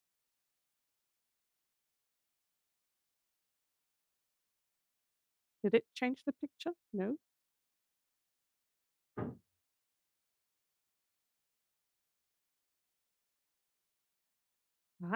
Thank you. So, what were the keepers of old ages, and what were the goners? What did people keep in their buildings when they restored them, and what did they decide to throw away or repurpose? Let's take a look at this building. This is Rosendal, a castle just outside of Helsingborg. And we've been working there with restorations for the past 6 years now. And it was built in 1615 by Anders Bille. He was one of the king's best friend. And so this was a really huge manor in its days. And if we look at the foundation pieces here made of stone, these were actually repurposed. They've been somewhere else before. We don't know in what building, but they're quite heavy. So I reckon it should come from somewhere quite nearby. Perhaps a monastery, perhaps another mansion, who knows? This lovely house is situated in the park, just close to the castle. And this was actually there when the castle started being built in 1615. And it was a lovely dwelling at the time. But Anders Bille changed all that. He made it into a storage house instead. So the only things he kept were the brick walls. This is a strange corner. This is from 1615 as well. It's actually a wooden barrel filled with lime used for mortar. And nobody was bothered to remove it when they wasn't going to use the lime anymore when the building was finished. So they just left it there. And it eventually was covered with dirt and became part of a cobbled floor. And when we excavated it, we could actually still use the lime, which we did.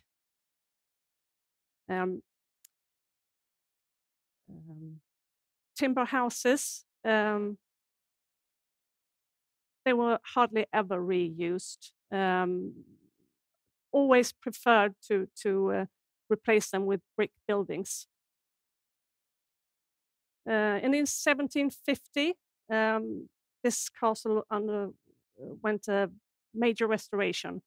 And as you can see, the red was where you approach the castle from the beginning, and the blue was what they did in 1750 when they wanted a central perspective for the landscape instead. They also used the central perspective to change all the floor plans in the buildings. They changed the complete layout of the castle, completed it, and also they took away all the sculptures that used to be on the roof exterior. So they changed a lot of things, both landscape, buildings, and interiors. They also kept some things. For example, the windows. That was a huge investment. So instead, they rebuilt the ones they had, changed them so that they became more stylish and also allowed more modern and bigger window panes. Another thing they reused was actually wallpaper made from textile linen. And they were taken down, cut to pieces, sewn back together, turned around, and reused in a different room. This is the main entrance. It was put there in the 1750s, but it's completely made out of pieces of old Renaissance stone taken from somewhere else within the castle. And on the stone's back sides, you could see the Renaissance carvings. In the 19th century, these lovely tiled stoves, they just came out of style. But since there was such a huge investment and since they were so much put to use, they had to keep them, even though they sort of ruined the interior. But if they couldn't change the stoves, then they would change everything else. Like in this room, in the 1880s, someone thought it was a really good idea to take away that lovely rococo pattern with blue, pink, and mahogany, and instead paint it with a mustardy yellow oil paint. And it did look quite horrible, actually. This is a lovely thing we found in the attic. It is a piece of leather, gilded or silver plated. It was frequently used in the interiors from the Renaissance and through the Baroque. But then in the late 19th century, they didn't want any of that, so they just threw it out. But please note the lovely tulip in the middle. It's a Turkish tulip. And these were probably imports in the early 17th century by Anders Bille, because he went to Holland, where tulips were just about to become famous and desirable. And he went there to study the art of war. And his cousin, the sister of Tycho Brahe, she was actually the first one to import tulip bulbs to Scandinavia. In the 20th century, strangely enough, people reused every material they could in this particular place. And this timber framed wall here looks very old, but it was actually made in the 1940s. Everything was reused. Old wood beams and bricks from the Renaissance. Everything was kept and reused. The same with every door in the interiors. This floor looks really old, but it's also from the 1960s, just made of reused stone. And this magnificent coat of armor was found in the kitchen, just near the stove and the oven. And it was put upside down and used as a piece of flooring. So we were quite lucky to find it. This wonderful ceiling was treated pretty badly in the 20th century. It was completely covered with masonite, so you couldn't see it. And I suppose it was because of energy demands. A lot of the rooms were made a lot smaller. Ceilings were coming down and walls were moved, so a lot more smaller spaces.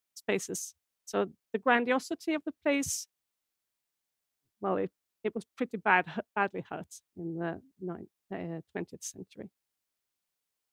And also the moat that used to surround the whole castle was to about 50% filled with garbage and dirt and soil. Strange thing, I think, because it's a lovely feature, isn't it?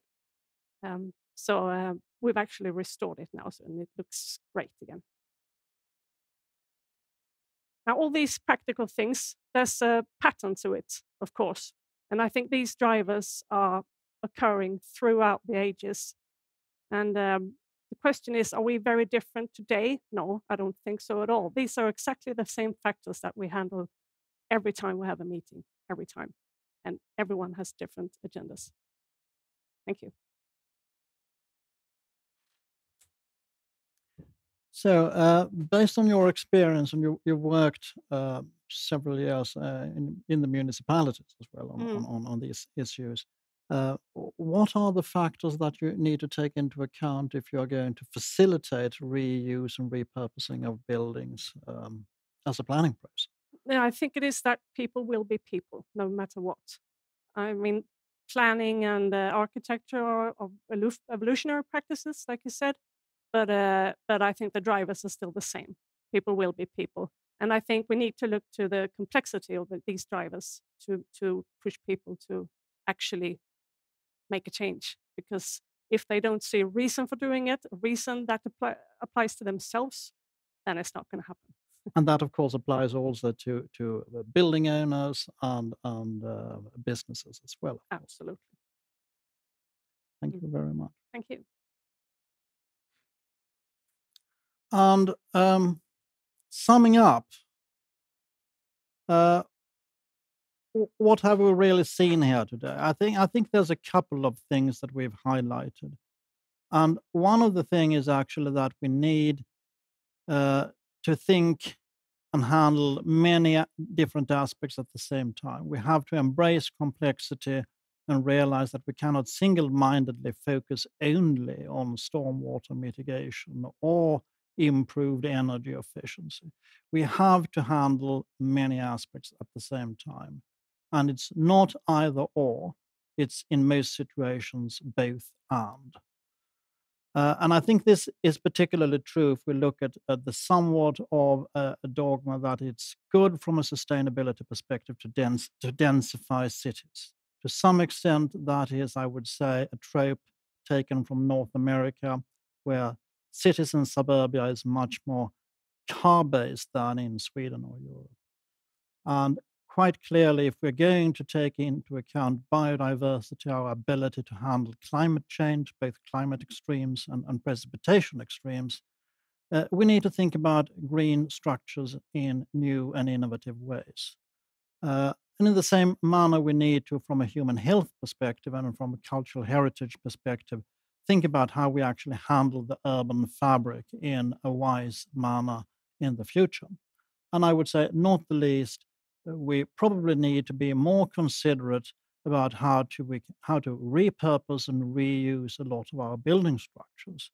That is, so to speak, important from an energy efficiency point of view, from a life cycle point of view, but also from a mitigation point of view when it comes to reducing greenhouse gas footprints and so on. And if there's any take-home message, I would say, from today's presentation, it is that we need to think a little bit more about that we are actually increasingly going to operate in a world of limits. And the limits will be both with regard to sinks, the atmosphere's ability to handle emissions, coastal waters and inland waters' ability to handle pollution and nutrients. We'll also cover things like actually what is a long-term wise use of land. And a long-term wise use of land also have to take into account what is happening in the countryside. If we're going to achieve sustainability in our urban areas, that will to a large extent be dependent on increasing functional ties between the countryside and the urban areas. We will be dependent on, let's say, biomass and bioenergy. We will have a more bio-based economy in the future if we're going to decarbonize ourselves. So handling complexity, and I would say in the short term, actually think a little bit more about the urban green infrastructures and how that can help us handling the ongoing and increasing climate change challenge will be important for the future for planners and architects. Thank you very much. This morning, we are focusing on the Anthropocene, the era when human activity is affecting the planet's entire geological systems. We will now switch over to Swedish briefly before our next speaker on this topic. Den här förmiddagen diskuterar vi den antropocena tidsåldern. Jag hoppas att ni har börjat få en uppfattning om vad antropocen är och vi ska fortsätta att fördjupa oss ytterligare. Innan vi fortsätter så vill jag berätta att delar av inredningen här i studion står 2 av våra sponsorer för. Amorim Cork Flooring tillverkar golv och andra byggmaterial i kork och vi ser exempel på deras material på väggen här i studion. Och Nola är producent av de stolar vi har möblerat med. Och nu har jag med mig här i studion Åsa Haremst, inredningsarkitekt på White. Åsa, du är här i egenskap av att du är ordförande i Sveriges arkitekters akademi för inredningsarkitektur. Och ni i akademin har bjudit in nästa föreläsare. Men för det första, vad är det med antropocen som du och ni i akademin tycker är intressant? Otroligt stora frågorna som påverkar oss alla, så tror vi att vi behöver se lite bortom våra olika professioner. Att vi behöver mycket mer tänka tillsammans för att vi gemensamt ska kunna skapa och forma den möjliga framtid som vi vill ha här på vår planet. Så därför så tänker vi att vi behöver uppmärksamma oss på att allt vi egentligen gör i våra professioner, jag pratar inte bara om inredningsarkitekter, men det är ju med att forma vår gemensamma framtid. Därför är det så otroligt viktigt. Och det är också så att vi alla förstår att detta kan vi ju inte börja med imorgon, utan det handlar ju verkligen om nu för att det ska, det ska gå så bra. Exakt. Vi kan inte vänta helt enkelt. Vi kan inte vänta. Nej. Och då har ni bjudit in en föreläsare nu. Och vem är det vi ska lyssna på? Jag tänker att du får berätta vem det är och sen får du även introducera er gäst. Ja, jo, men vi har bjudit in Sverker Sörlin som vi tycker är en väldigt intressant talare och som har väldigt spännande infallsvinklar. Och det är väl också så att vi tänker att vi kanske alla behöver en liten spark i baken, eller åtminstone att vi får någonting som sätter igång lite mer tankeverksamhet i våra hjärnor. Och Sverker är med oss på länk idag, men innan vi släpper in dig Sverker så tänker jag bara ge en liten kort introduktion. Och Sverker Sörlin är idéhistoriker, professor i miljöhistoria, författare och essayist, kritiker, ledamot av Klimatpolitiska rådet och tidigare ledamot av Stadsmiljörådet. Och Sverker skrev 2017 en bok om Anthropocen och arbetar dagligen med frågor om hur ett mer hållbart samhälle kan åstadkommas. Så vi är väldigt, väldigt glada att Sverker, att du vill vara med oss idag. Så då säger jag välkommen Sverker. Och då säger jag tack och hoppas att jag hörs här där ni sitter. Jag tror att min uppgift nu är att byta till engelska, så då gör jag det. I will now switch to English because there might be people here tuning in who are not Swedish speaking. And those of you who understand Swedish heard a little bit about me. I can just repeat that I'm a professor of environmental history at the Royal Institute of Technology in Stockholm, and basically an historian, trained as an historian of ideas. But I work very much also with contemporary challenges like the climate issue. I'm a member of the Swedish Climate Policy Council, charged with evaluating the work of the government actually to reach the Swedish climate targets, net zero emissions by 2045. And I'm also an author, and you will see some of my books later on in this talk. That's not me on that picture, by the way. It's like a cover image that I use from a project we ran in my unit at KTH some years ago on waste in Naples, actually, which is not a very easy thing, as you might imagine. I will actually talk to you in the beginning here from a manuscript or a sort of an organized line of writing and thought, but then I will sort of gradually move into more of an open presentation mode. So everything has a design, as we know, and many of you are designers in various ways, and that is, I think, an important point for me for this talk. And in Western culture, most people thought, and still do, that the great designer, actually the greatest designer, was God. What humans added was only a tiny bit, a kind of a final touch on God's creation. Now, this idea was often elevated into very lofty language. Humans could take creation further, perhaps here and there fulfill it. And in fact, it can be read in Genesis that humans should, as it says in the Swedish Bible, bruka och bevara, use and preserve creation, if you use today's English. But many theologians and thinkers over the years advanced the idea that humans could improve on creation, and that it was a divine mission to actually take up where God has left us and improve and perfect the world. So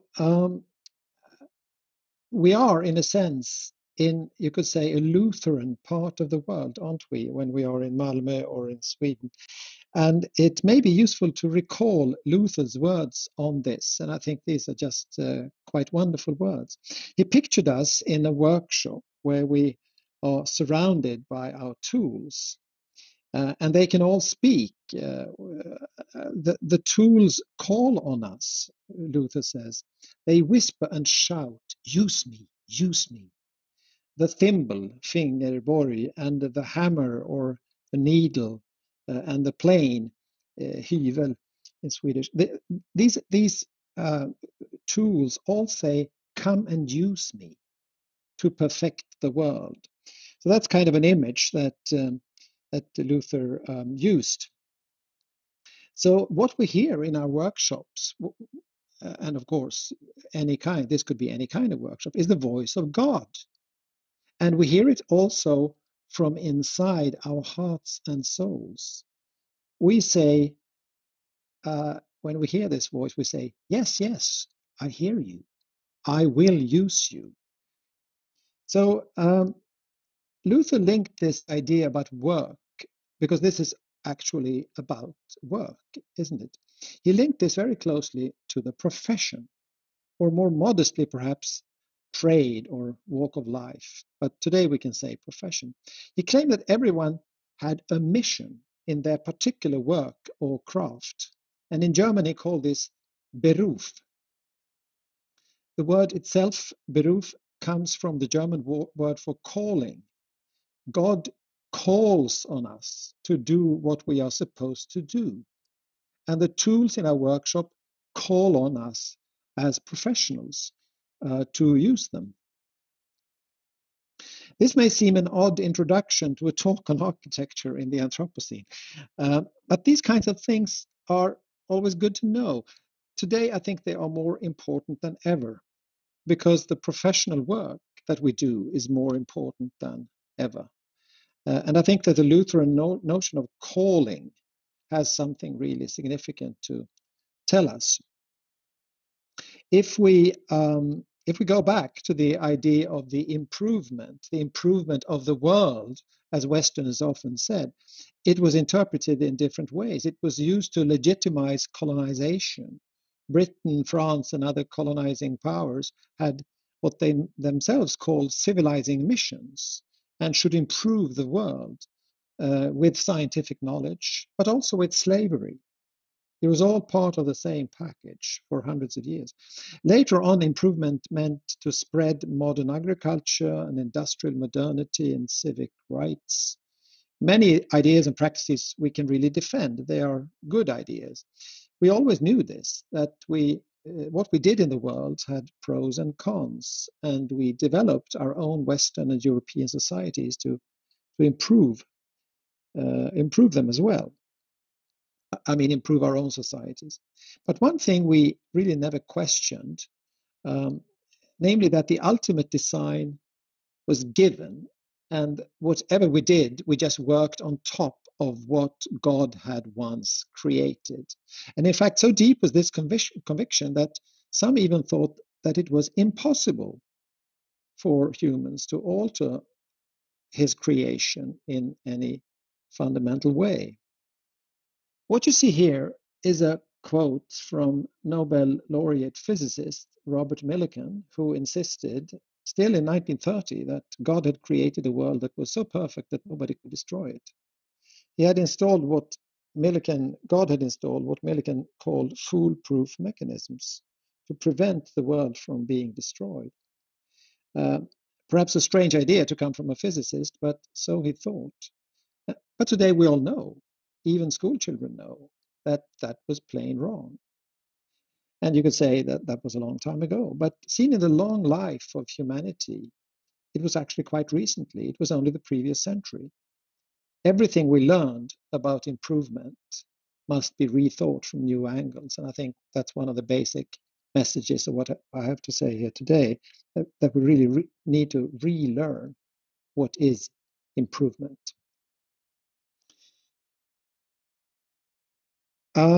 Now, if we look a little bit at what the imagery of the Anthropocene offers us, it's in a sense often as a kind of design, a design not always intended. It's a kind of work with the scales. If you scale up, you see patterns on the face of the earth that perhaps nobody thought about being created precisely like that. And this imagery, you may have seen it before.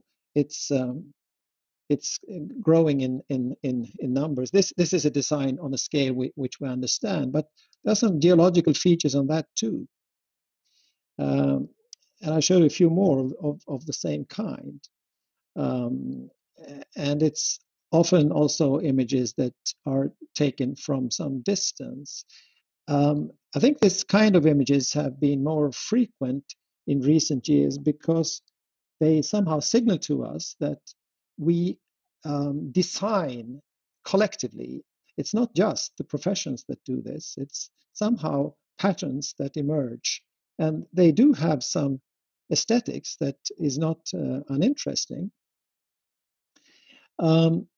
These were the books I mentioned. The Anthropocene book, unfortunately only available in Swedish, is in the middle here. But to me, they are linked to one book that I also wrote the following year, the following couple of years, which was about the role of education, or bildning, as we say in Swedish, general education, which has been much discussed in recent years, and also the concept of crisis, which was a book that I published last year, which really was a year of profound crisis. And I think these concepts are linked in profound ways. And also what we heard this morning from Jamie Lorimer, it's about a change of Weltanschauung. It's about the Anthropocene is not just a geological concept. It's something about how to reconceive our understanding of the world and our own place in it, a kind of narrative that is emerging. And one outcome of it might be actually crisis. It doesn't need to be. We still have ways to get out of the challenges and problems unscathed, so to speak. But it's really daunting tasks ahead of us.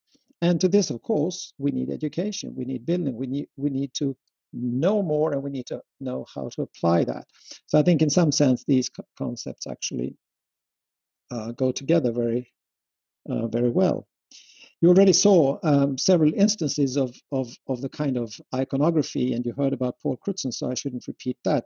But maybe you would like to know that Paul Crutzen's first job after his degree back in the Netherlands, when he was married to his Finnish wife, they moved to Gävle, a Swedish town somewhat to the north of Stockholm, where he started working for a design company, a small design company, because he was a bridge builder. He was trained as a designer, actually. And I think that's perhaps no coincidence. He had a sense of what it meant when you started changing things, at least on a small scale. But then one of those days he read in the Dagens Nyheter, he quickly picked up some Swedish, that they needed a programmer at the University of Stockholm. He had never done any programming, but he applied for the job and he got it. And then he got as a supervisor the climate scientist Bert Bolin, who was his employer, so to speak. And Bert Bolin was very much engaged in climate change research. So he became also the founding father of the IPCC, now a household word, that was founded in 1988. And under Bert Bolin in the 60s and 70s, he became a research student. And you could say the rest is history. Then he became very creative himself, too. They were two very creative people, and they have been very important founding fathers, in a sense, for our understanding of the modern world. Such things can happen when you are employed by a construction firm in Gävle.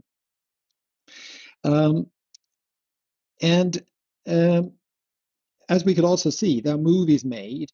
For example, this pretty wonderful movie, actually, called The Anthropocene, with Alicia Vikander, the Swedish actress, as the narrator, showing from around the world very concretely how the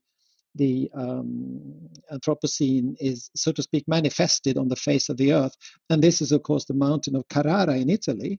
Again, a design reference. What can we not do with marble from Carrara? But also, it is an imprint, a demonstrable imprint of this kind of surface earth aesthetic, in a sense. Some would even say it, of course, destruction.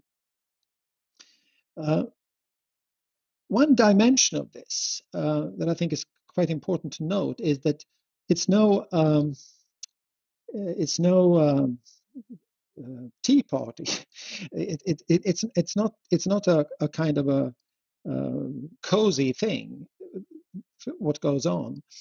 It links very much to geopolitics, to resource conflicts, how we divide up and share the opportunities in this world is a crucial explanation to some of the conflicts that we also see, for example, around rare earth metals, around fossil fuels, around minerals more generally.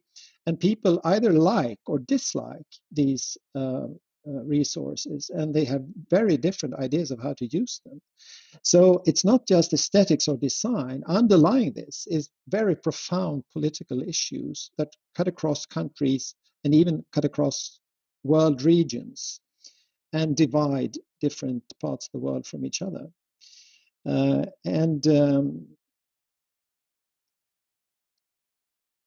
Some politicians take various stands on this, but it's not very easy to be a politician in this regard. Many of them, I'd suggest these two, pretty clever young men, leading of their countries, Canada and France, would understand the kind of Anthropocene logic that they operate with and through and in, but at the same time satisfying their electorate and satisfying the businesses and industries of their nations.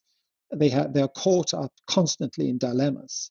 So in a sense, it's all our mission to help them, to somehow assist them in moving out of these dilemmas, to find the right way forward in their fighting for the good and the right.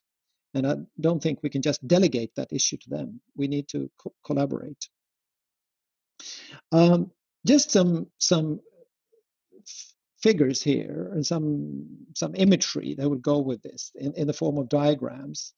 And I was happy to note that I don't repeat Jamie's diagrams that were very beautiful, I think. But here are some more. But we'll also note the cover of the science magazine Nature from some years ago, which is, you could say, not about the Anthropocene.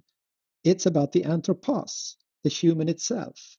And it's just there as a little bit of an icon, because I think at the same time as we change the image of how we see the earth and the human earth relationship, we also are changing the way we see ourselves as human beings.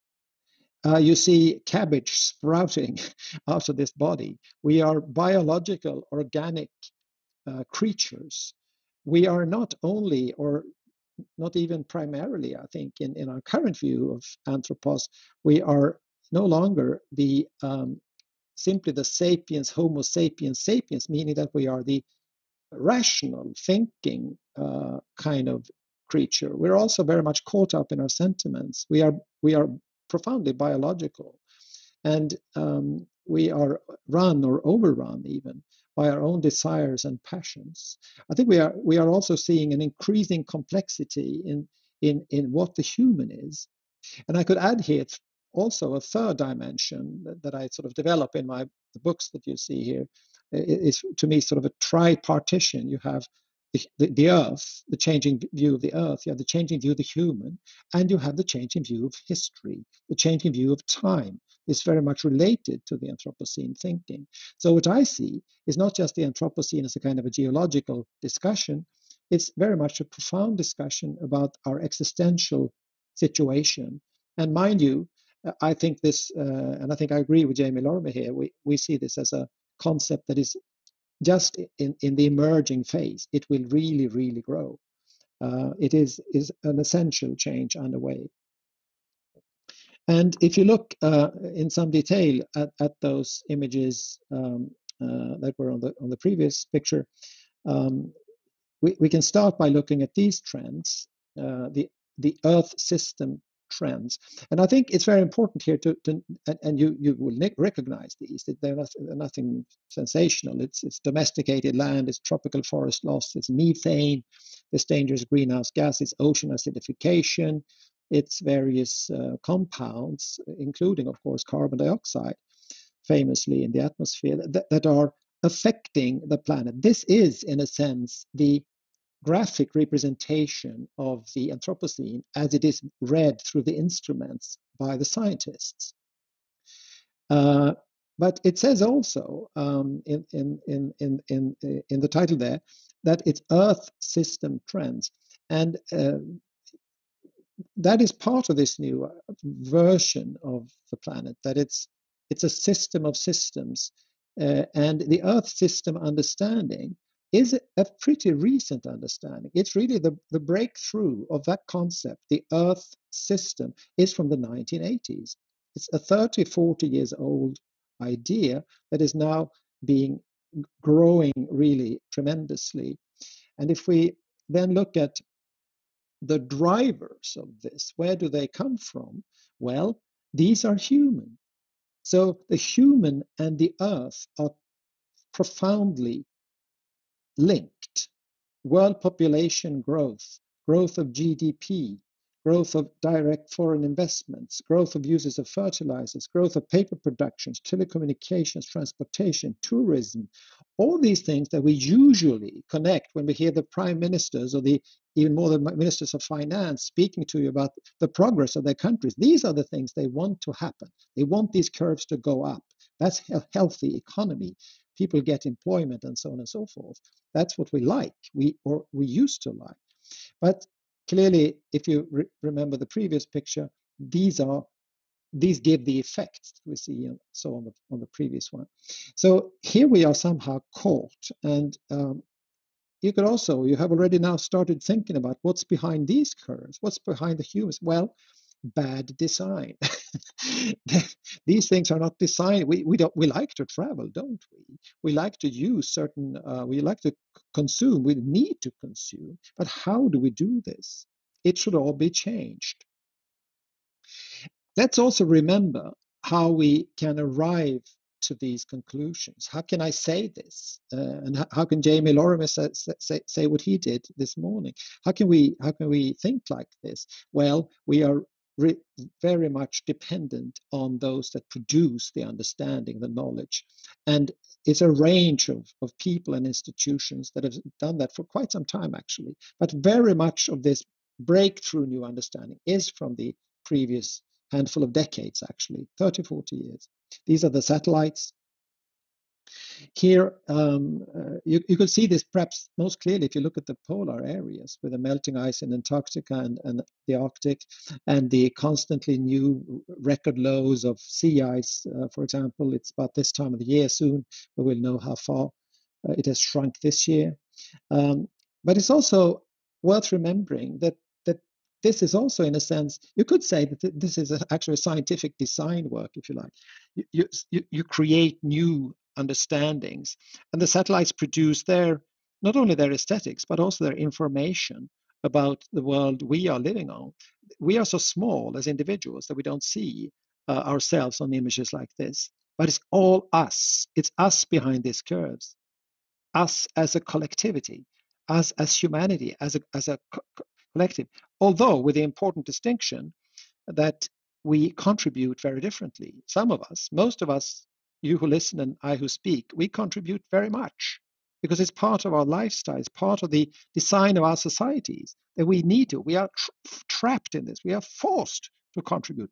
But go to Bangladesh and you find very little of this contribution. So that's another reason to understand that it's a divided world. It's a unified, in a sense, colossal effect we create as humanity, but the individual contribution, the individual benefits are very much different. Yeah, well, I happen to be pretty fond of these ice pictures, but I couldn't dwell on it for too long. But since you're in Malmö, it's close to Copenhagen. That was actually very much of an important city in this regard. And Ville Dansgaard, who was a scientist developing or creating these first ice cores that now provide much of the temporalities, the understandings. Actually, that was where the first quantum jumps in drastic change of the planet were discovered through these ice cores back in the 60s and 70s. So much for understanding. Now, if we look a little bit at the implications of this, we can see a long historical pattern where the West or Europe actually played a significant role. So this great acceleration starting in the middle of the 20th century has a long prehistory of Western expansion, what has sometimes been called ecological imperialism, a profound change of ecosystems and geographies in the different parts of the world, which was primarily installed or sort of inspired by or made possible through Western intervention. So again, this is not just some state we happen to be in. It has a creation history, so to speak.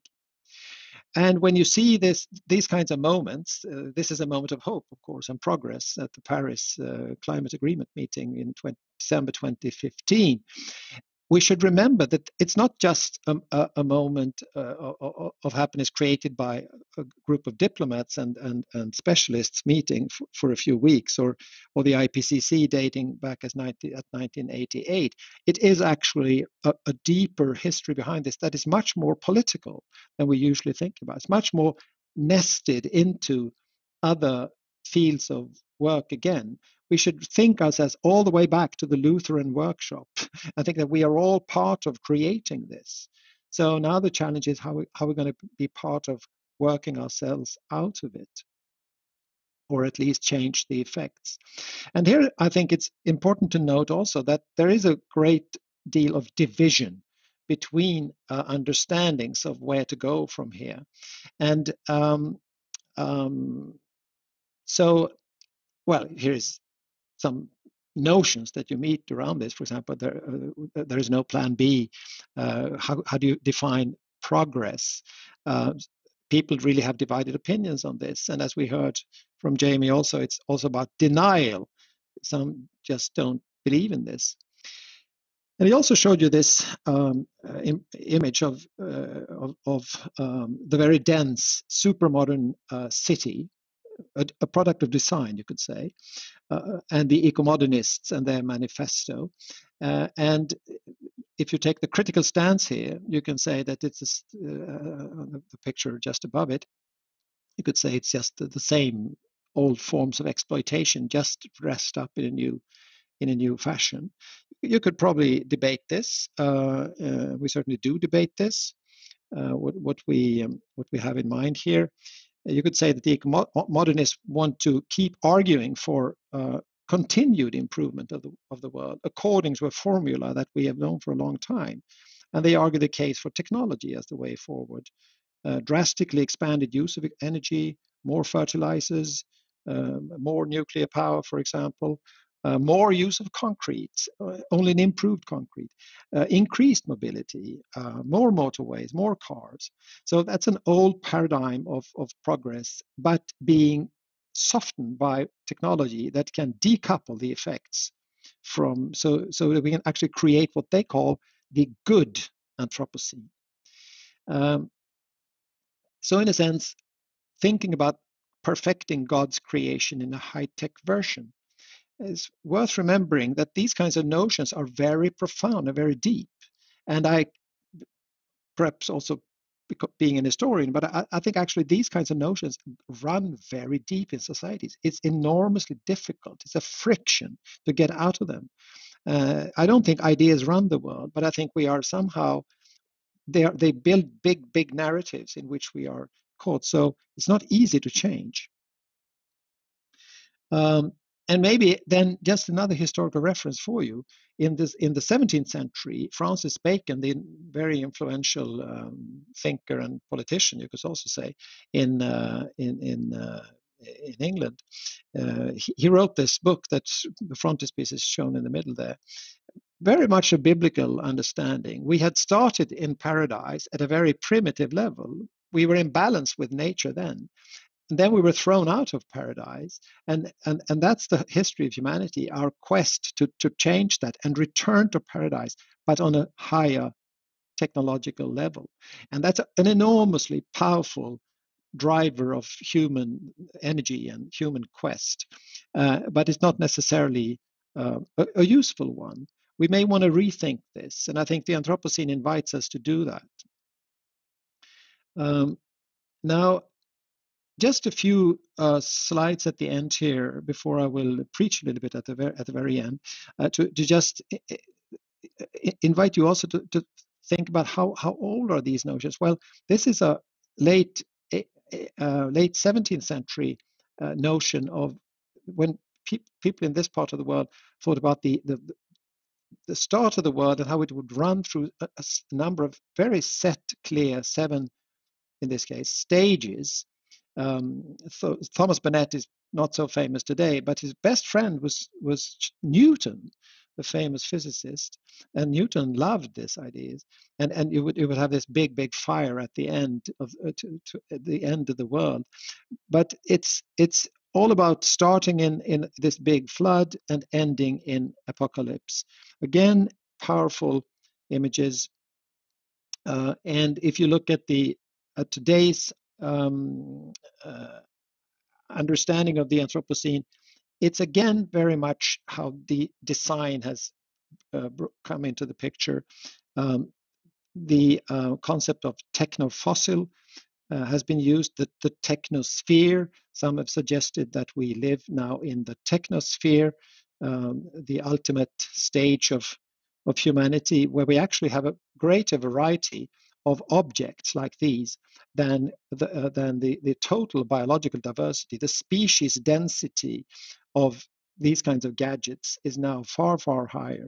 So humanity appears in a fashion where we somehow are a kind of a human earth superpower, not just perfecting God's creation anymore, but actually superseding it. A footnote to Crutzen, though, when he wanted to date this epoch, he went to the Industrial Revolution in the late 18th century and thought about the steam engine and things like that. But as we now think, rather we would like to have it start after the Second World War. And another of the 18, I love this image, the 18th century thinkers, Buffon, actually laid out very much the blueprint for what is current thinking about the Anthropocene. He's been kind of a super saint, arch saint of the Anthropocene, because he also was clear that humans could change climate. And he actually liked it. He thought we can run the world through heat, he said. We can color the skies red. And he was in love with it because he had no idea about the dangers behind it. He only thought about this as culture. So my message here is a little bit also to have you think about the profound resistance or friction that comes from these super big narratives that we have behind us here. Now, I promised a little sermon at the end, and I will actually speak to you as a profession. Also, we have professions, and I think all professionals in this kind of state we're in the Anthropocene, need to go back to the very roots and core of their work and ask the question that Luther asked us to listen to, namely, what are your calling? What is your calling? And I think this is very important for the design professions. This would be a good place to stop in a sense, because the answers to this is something that every profession must find out itself. But since I am here and have some time left, I will tell you about things I have thought about over quite some time. You could say a lifelong career. And not least my work in the Stadsmiljörådet, this urban council that was back then in the 90s and the early years of this century. And increasingly now, I think, as we face this demand of immediate transformation that we must go through to avoid dangerous climate risks. And my first observation in this regard is that the design profession's voice is too weak. You do fantastic work, but your voice is too weak and is heard too rarely. We miss you. We know that you sit at the real nexus of influence, where visions of how to build the future meets questions of form, function, energy, materials, and subsequently of environmental impact and carbon footprint. So we often say industry and we think about big factories, but also involved in all that is ideas and practices of how to do it and what the vision is that we want to create. And that's very much a design issue. And this is probably hard for you, I think. You compete for commissions, you must satisfy contractors and those who ultimately would pay for your products. And it is, of course, hard to tell those that you are dependent on that they should not do what they want if they are allowed. And especially because if you do, someone else will always come along and say, okay, I will do it instead. I'm not so moralistic. So I think it's very important to think about what we may want to call Anthropocene standards. So think about standards in ways that within boundaries that are set by the Anthropocene and by the planetary boundaries concept that we also heard about before. And I think actually one shouldn't accept solutions or work with solutions that continue to propel the climate emergency. To cite Greta Thunberg, the house is burning. And I think, in a sense, this can be said to be, and thinking again about Luther, a new calling and what it means to perfect God's creation in the Agenda 2030 decade. And I think particularly this decade is when we need to do a lot of work on this. So in a sense, that is what we hope to get from people like you. I shouldn't say we demand it from you, but we hope to get it because we know about your fantastic capacity. And to ease off your anxiety, I can tell you that this is what actually I would say to any profession. We do it ourselves, actually, in academia. I'm just now a member of a working group in the Alliance for the Academies of Europe. ALEA is the acronym. We are commissioned to, just now, to write a report on how the entire academic sector in society can decarbonize. Because that is what we have found out in our own research. Our own research tells us this is the only way forward. And this is what we teach in the classrooms. So we must do it ourselves. 20 years ago, it would have seemed an almost utopian proposition, but it is no longer. It is possible. And what does it take? First of all, it takes insight and commitment. We must know the Anthropocene predicament. We must know the true story of biodiversity loss. And if you want to know that story, you should actually read Partha Dasgupta's very recent report to the British government, a fantastic but very tragic overview of the state of biodiversity in the world right now. We must know the story of overheating. To cite the Norwegian social anthropologist Thomas Hylland Eriksen, who's the title by a book by that title, Overheating and its Consequences. We must realize that it is no way we can continue to do wrong things. So we must take the ethical stance, and it must stay above the short-term economic and personal concerns, which is, of course, always very difficult. Most professional organizations already have ethical standards, and I assume architects of Scandinavia have too, and they should. But in a sense, I think they must be revised. And that is the obvious place to start as a profession. Start precisely where you are, to rethink your standards, the ethical standards, and think about them as Anthropocene standards. And there is not a moment to lose. Rework the ethical code and other policy documents and make it clear what is your top priority. And if I may continue my little idea here for this presentation, the top priority is to perfect God's creation and explain what that means in our time.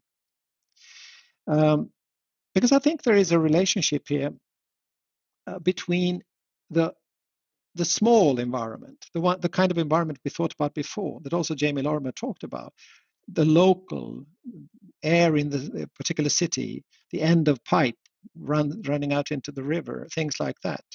Now we think about the planetary scale. So in a sense, I think this challenges one of the very profound, as I take it at least, ideas of design or the design professions, namely what we call the human scale. I always learned from designers that it's very important to think about the human scale. And it is still important, of course. We want to be surrounded by things we can use. We want them to fit in our hands. We want clothes I wear are clothes for my body, aren't they? But they always have an effect beyond myself. Everything we do, everything we design, although small, has something that reaches beyond. So the golden rule of design, in a sense, has an inbuilt deception into it. It doesn't speak to the entire world as it must do. So if you want to perfect God's creation, it's not just to improve this little thing I wear. It's to improve its consequences for the entire creation. I think that is the Lutheran idea. That is what the calling of design is about. So rework the ethical code and other policy documents with some deep thinking along these lines to perfect God's creation and explain what it means. Then work yourselves down to the practicalities, which nobody can do as well as you can yourselves. How you handle misconduct, how you name and shame those who don't observe the ethical standards, how you hail and praise those who do the good things. And these kinds of practicalities that I don't need to dwell on very much more. Let me just finish off by saying also, thinking about your voice that I think should be heard more. Go public. Tell the rest of us how you will change. Let the big herrarna, those who commission your work, know that you will meet them as a new common voice and that they should be prepared to conduct the conversation on your terms, because you design the future and they will build it. It is no longer, it is on the longer term, a win-win kind of situation, actually. And just move ahead, write more op-ed articles in the big newspapers, Sydsvenskan and Dagens Nyheter, things like that. Tell the politicians. And like all abusers on a correction program, tell everyone you know that you are changing so that they will applaud your success and let you know when you deviate. Give us the good examples, show that it is possible, set targets and goals, ask for support from the public sphere and from politics, and tell Macron and the other world leaders that you are actually helping them out of their dilemma. Well, I like to preach, and maybe it's no coincidence I started with Luther here, but this is the end of it, and I'd be happy to hear if there is any comments or questions from the studio. So back over to you. Thanks. Wow, säger jag då. Tack för detta. Jättespännande inspel, verkligen. Och fantastisk, vi switchar nu över till svenska. Och fantastiska... Ja, jag hör det. Jag kan också svenska. Ja, jag vet. Mycket bra. Fantastiska bilder. Och nu känner jag man vill bara lära sig mer och veta mer om detta, helt enkelt. Superspännande. Jag tänker ändå, även om du har svarat på en del, så tänker jag ändå om vi kan förtydliga lite varför vi inredningsarkitekter och arkitekter överhuvudtaget ska bry oss om det här begreppet antropocen. Och som sagt, du har ju svarat det, men jag skulle ändå vilja att du liksom säger några ord om det, förtydliga. Ja, alltså, jag tycker den frågan är väldigt viktig, för man kan ju förstås fråga sig varför ska vi vi känner trots allt igen en del inslag i det här från tidigare tänkande också. Det är liksom, allt är inte nytt, även om varför ska vi då ha ett nytt ord? Är det inte bara liksom en sorts koketteri med nya begrepp och så där? Ska ständigt vetenskapen komma hit och anmäla sig liksom först? Men jag tror att det är en poäng i just det här fallet att adoptera begreppet och börja använda det, därför att och som jag skriver i min bok, den som kom ut 2017 där, Pocket ett par år senare, där brottas jag lite grann med det där, och jag bekänner att det tog flera år innan jag tyckte att det var en så bra idé egentligen att adoptera begreppet. Vi hörde ju också om kritiken här, alltså från Alf Hornborg och Andreas Malm och inte bara dem, det är över hela världen har det funnits under mer än ett årtionde en kritisk debatt om just det att man tvångskollektiviserar liksom mänskligheten, fast de i själva verket, halva mänskligheten har inget ont gjort. Så de använder inte atmosfären för att släppa ut saker i och så där. De bidrar väldigt lite. Så då det finns en massa invändningar och det finns alternativa begrepp. Men jag tror att nu har det blivit antropocen och jag tror att det finns den geologsamhället som har sin arbetsgrupp för att försöka föra den här frågan vidare. Jag tror att det vore väldigt bra om geologsamhället accepterade det här och att det blev ett etablerat begrepp. Och det är det väldigt mycket för att det kommer att liksom klara luften åt oss allihopa. Det kommer att vara så att då kommer skolbarnen hem i 11-årsåldern och berättar för sina föräldrar att de lever i antropocen. Så kommer föräldrarna att liksom säga, vad menar du, vad säger du, vad är det för någonting? Och så får de förklara för föräldrarna då, som framsteg alltid har gått till, det är som yngre får lära de äldre hur det ligger till och så kanske föräldrarna kanske bråkar lite och tycker att det var korkat. Men efter ett tag så kommer det att bli etablerat och då kommer det att sätta sig som ett sorts narrativ, ett nytt supernarrativ tror jag, för hur vi har det här på jorden och så. Det kommer därmed att kunna bidra, det narrativet gör att man sänker trösklar. Och då tror jag att det är väldigt bra om professionerna gör det tidigt, att de liksom tar över begreppet, för att när man tar över ett så overarching begrepp som antropocen, då påverkar det tänkandet i detaljer. Och det är ju egentligen mitt budskap till er, att det som ni gör till vardags, det gör ni, men det kan tänkas om och göras så att säga större. Sista fråga, lite kort svar då.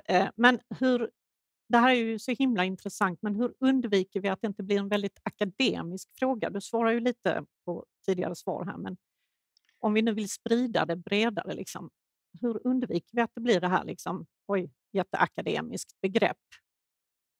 Har du kort svar på det? Jag tror att det viktiga svaret är ni själva där, alltså och andra professioner och andra praktiker av olika slag.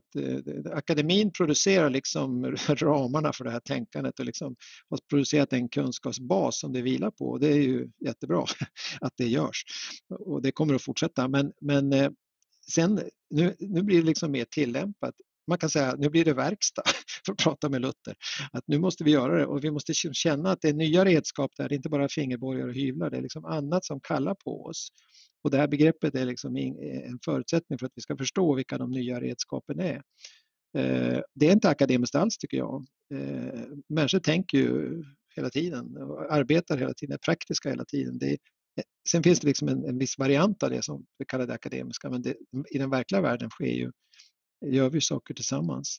Och det tänkte nog Luther också, att verkstaden är för honom en metafor för hur vi alla har det oavsett var vi finns. Men vi måste göra det där vi är. Tack för det, Sverker.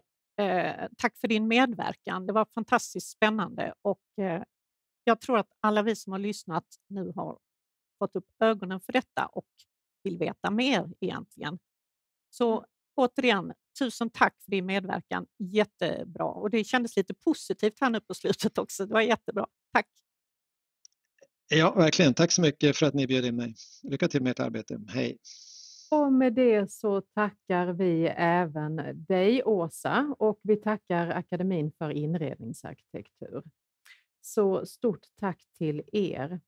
Det har varit en bredd i diskussionen om antropocen den här förmiddagen. Jag hoppas att det har väckt tankar och att det har gett ny kunskap till alla er som tittar. I eftermiddag är temat arkitektur i en global värld och där möter vi föreläsare som arbetar i olika kontexter med olika framtidsfrågor inom arkitektur. Vi kommer att ha föreläsare från Melbourne, Los Angeles, Berlin, Shenzhen, London och Köpenhamn. Så välkomna tillbaka 1:00, fast vi är inte riktigt klara, för eftersom vi ligger före i schemat så har vi tid nu att visa en förinspelad film av Jamie Lorimer som vi hörde i morse. Och han kommer att berätta om sin bok The Probiotic Planet. And for our English audience, welcome back at 1:00 when the theme is architecture in a globalized world. We look forward to seeing you then. And before lunch, we finish this morning session with a filmed talk by Jamie Lorimer, who we met this morning, and he will speak about his book, The Probiotic Planet. See you at 1. In this talk, I want to pick up on some of the ideas I developed in my keynote speech this morning around the Anthropocene, and particularly to offer a new approach to thinking about the Anthropocene as a way of managing life in the present. So the book starts from a way of thinking about the Anthropocene as an antibiotic age.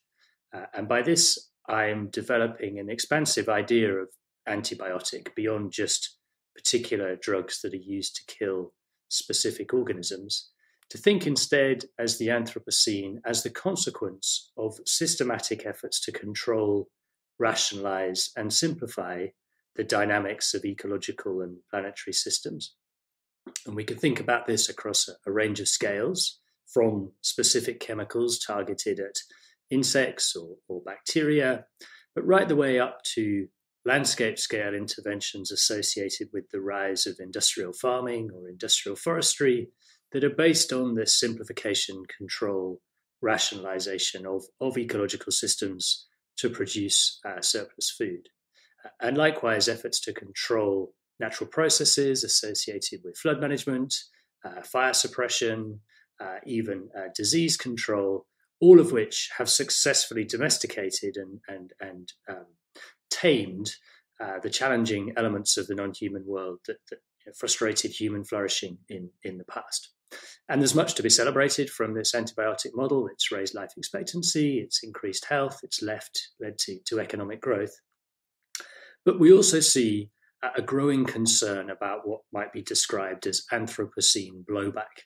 So a set of unforeseen consequences that have come about because of the excessive application of antibiotic modes of managing life. So just to provide a few examples, we could think about blowback on the microbial scale, growing concerns that the rise of intensive globalized agriculture leads to zoonotic diseases.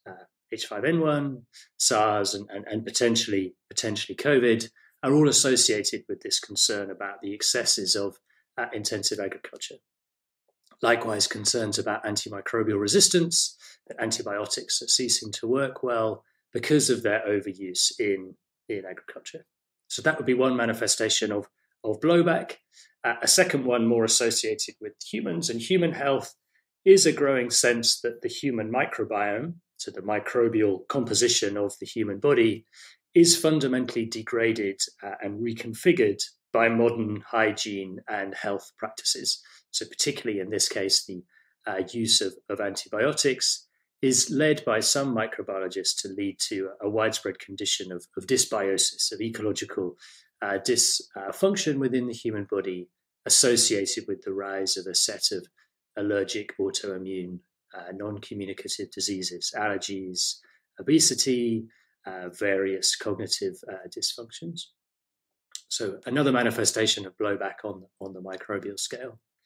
But arguably comparable developments are taking place on a landscape scale. So a sense that the excesses of agriculture, the excesses of forestry, the excesses of flood control and fire suppression have created dysfunctional conditions on a landscape scale that lead to extreme weather events, whether that's extreme flooding, types of extreme fires that we increasingly see around the world at the moment, the loss of biodiversity, the rise of plant diseases, all are indexed to the over-application of antibiotic modes of managing life.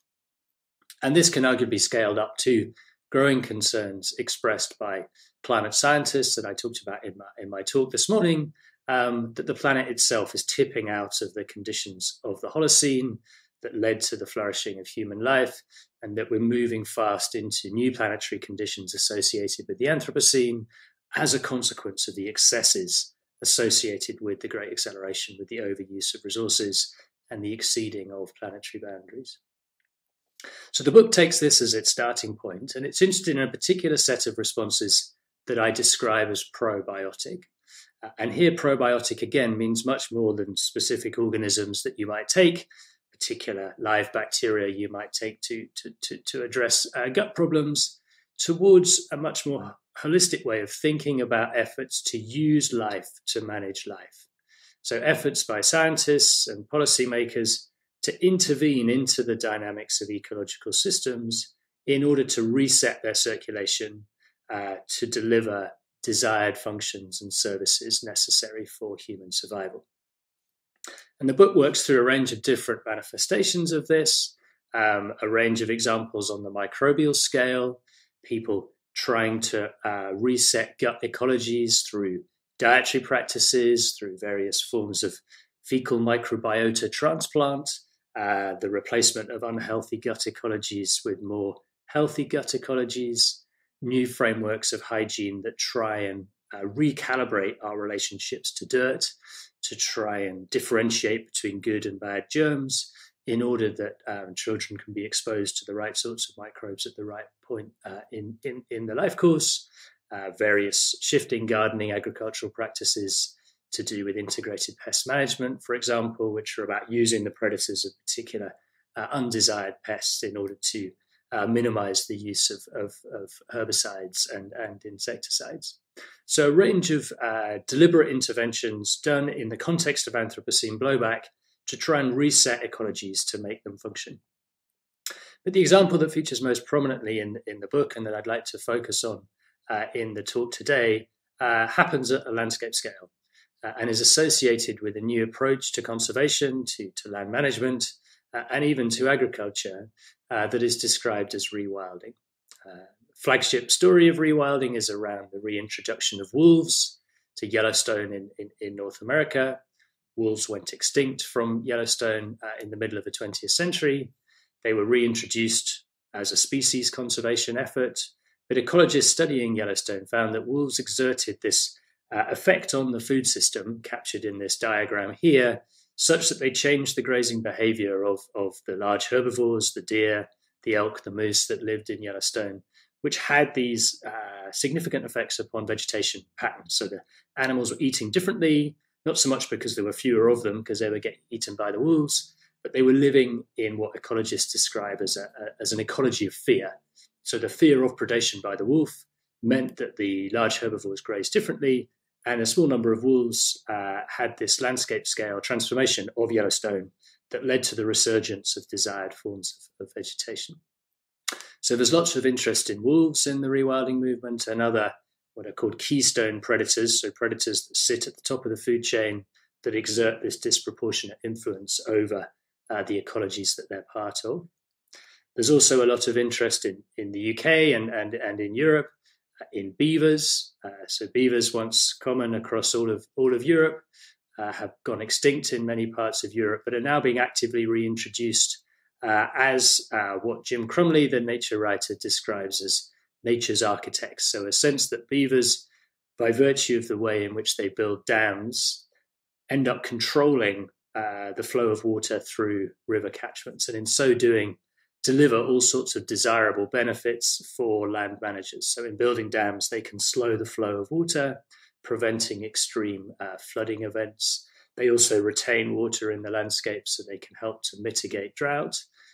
Beaver dams are understood to help improve water quality, as well as to deliver wetland habitats that are very good for biodiversity. So there's this interest in restoring beavers as engineers, as ecological engineers that will deliver desired landscapes. And perhaps the most bizarre but high-profile version of rewilding is a proposal by two Russian zoologists, Sergei and Nikita Zimov, to de-extinct, to bring back from extinction, the mammoth. And they argue that the mammoth is required in order to manage the tundra landscapes of Siberia, which are fast melting, and in their melting, they risk releasing a huge amount of stored methane into the atmosphere, which will accelerate climate change, accelerate the transition from the Holocene into the Anthropocene, and that to bring back the mammoths will trample the snow, they'll create this insulating blanket, makes the mammoth the proper tool to fight global warming, they propose. So just another example of this way of thinking probiotically, that you could use life to manage life, to deliver desired systems and services. In this case, planetary stabilization, but we could think of it right down to the micro scale and the use of particular beneficial microbes to reset gut ecologies. And rewilding has captured the imagination of policymakers. There are great visions here expressed by the organization Rewilding Europe that policymakers could make use of land abandonment, the cessation of agriculture in many marginal parts of Europe, to restore charismatic megafauna, to create much more biodiverse, much more functional landscapes. So it's a very compelling vision, it's a very optimistic vision, but it's also a vision that tells us interesting things about the place of people in nature in the Anthropocene. So the first of which, it's a vision which very much sees humans as engineers. There's a version here of the human as the archetypal hyper-keystone species, the architect that can plan planetary survival through an ecological lens, that humans equipped with technology can manage the behaviors, the activities of keystone species like wolves and beavers, that they can use heavy machinery to remove invasive, undesired species, to reset ecologies so that natural processes can flourish, but also that humans may be involved in lethal control of overabundant herbivores in places where it's hard to restore wolves, let's say. So this is very much an anthropogenic vision in which humans will control the planet to enable planetary survival. Secondly, it very much values a subset of species that are held to be useful, hardworking engineers. In this picture here, which was to promote a documentary from Nature, from the public broadcasting service in the US, we get this nice caricature of the beaver as the ultimate keystone species. It turns up on time, it works hard, it doesn't need to get paid, it doesn't take a holiday, it doesn't join a union. It is, if you like, from a particular capitalist vision, it is the ideal type of nature worker. So this is a tool that will deliver ecosystem services, and that's great for beavers, it's great for wolves, but of course there's a range of species that aren't especially useful, that are perhaps functionally redundant, and hence may well drop out of a probiotic vision in which life is optimized to deliver things that are useful for people. So we need to think about the ethics of this in terms of which forms of life are valued and which forms of life are discarded. And then, of course, there are a range of interesting geographies as to where in the world the probiotic turn is happening and who are exposed to some of the risks associated with the return of charismatic megafauna in this case. So just to give an example of tigers in the Sundarbans in Bangladesh, tigers are globally rare, but they are locally abundant in places in the deltas of Bangladesh, in which they threaten the lives of fishers, shown here wearing masks on the back of their heads as a way of trying to deter tigers from attacking them. So there are quite unequal geographies of where in the world the probiotic turn happens and the distribution of benefits to different people.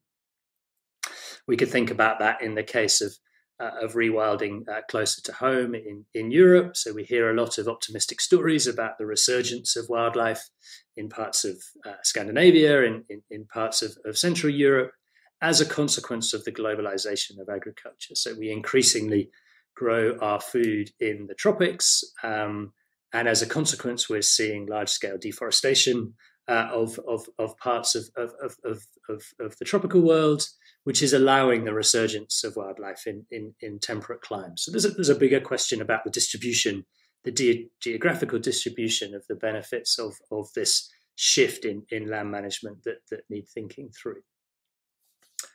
But just to conclude, where I'm going in the book is really to try and explain how this probiotic thinking does offer us an optimistic, transformative vision of how life might be conceived and managed in the Anthropocene, in which across a range of scales, from the microbial interventions around human health and environmental health, right up to the landscape scale, planetary scale interventions associated with rewilding, there is a vision here in which ecological science could inform new models of policy and new forms of governance to help address some of the challenges associated with surviving in the Anthropocene in the present.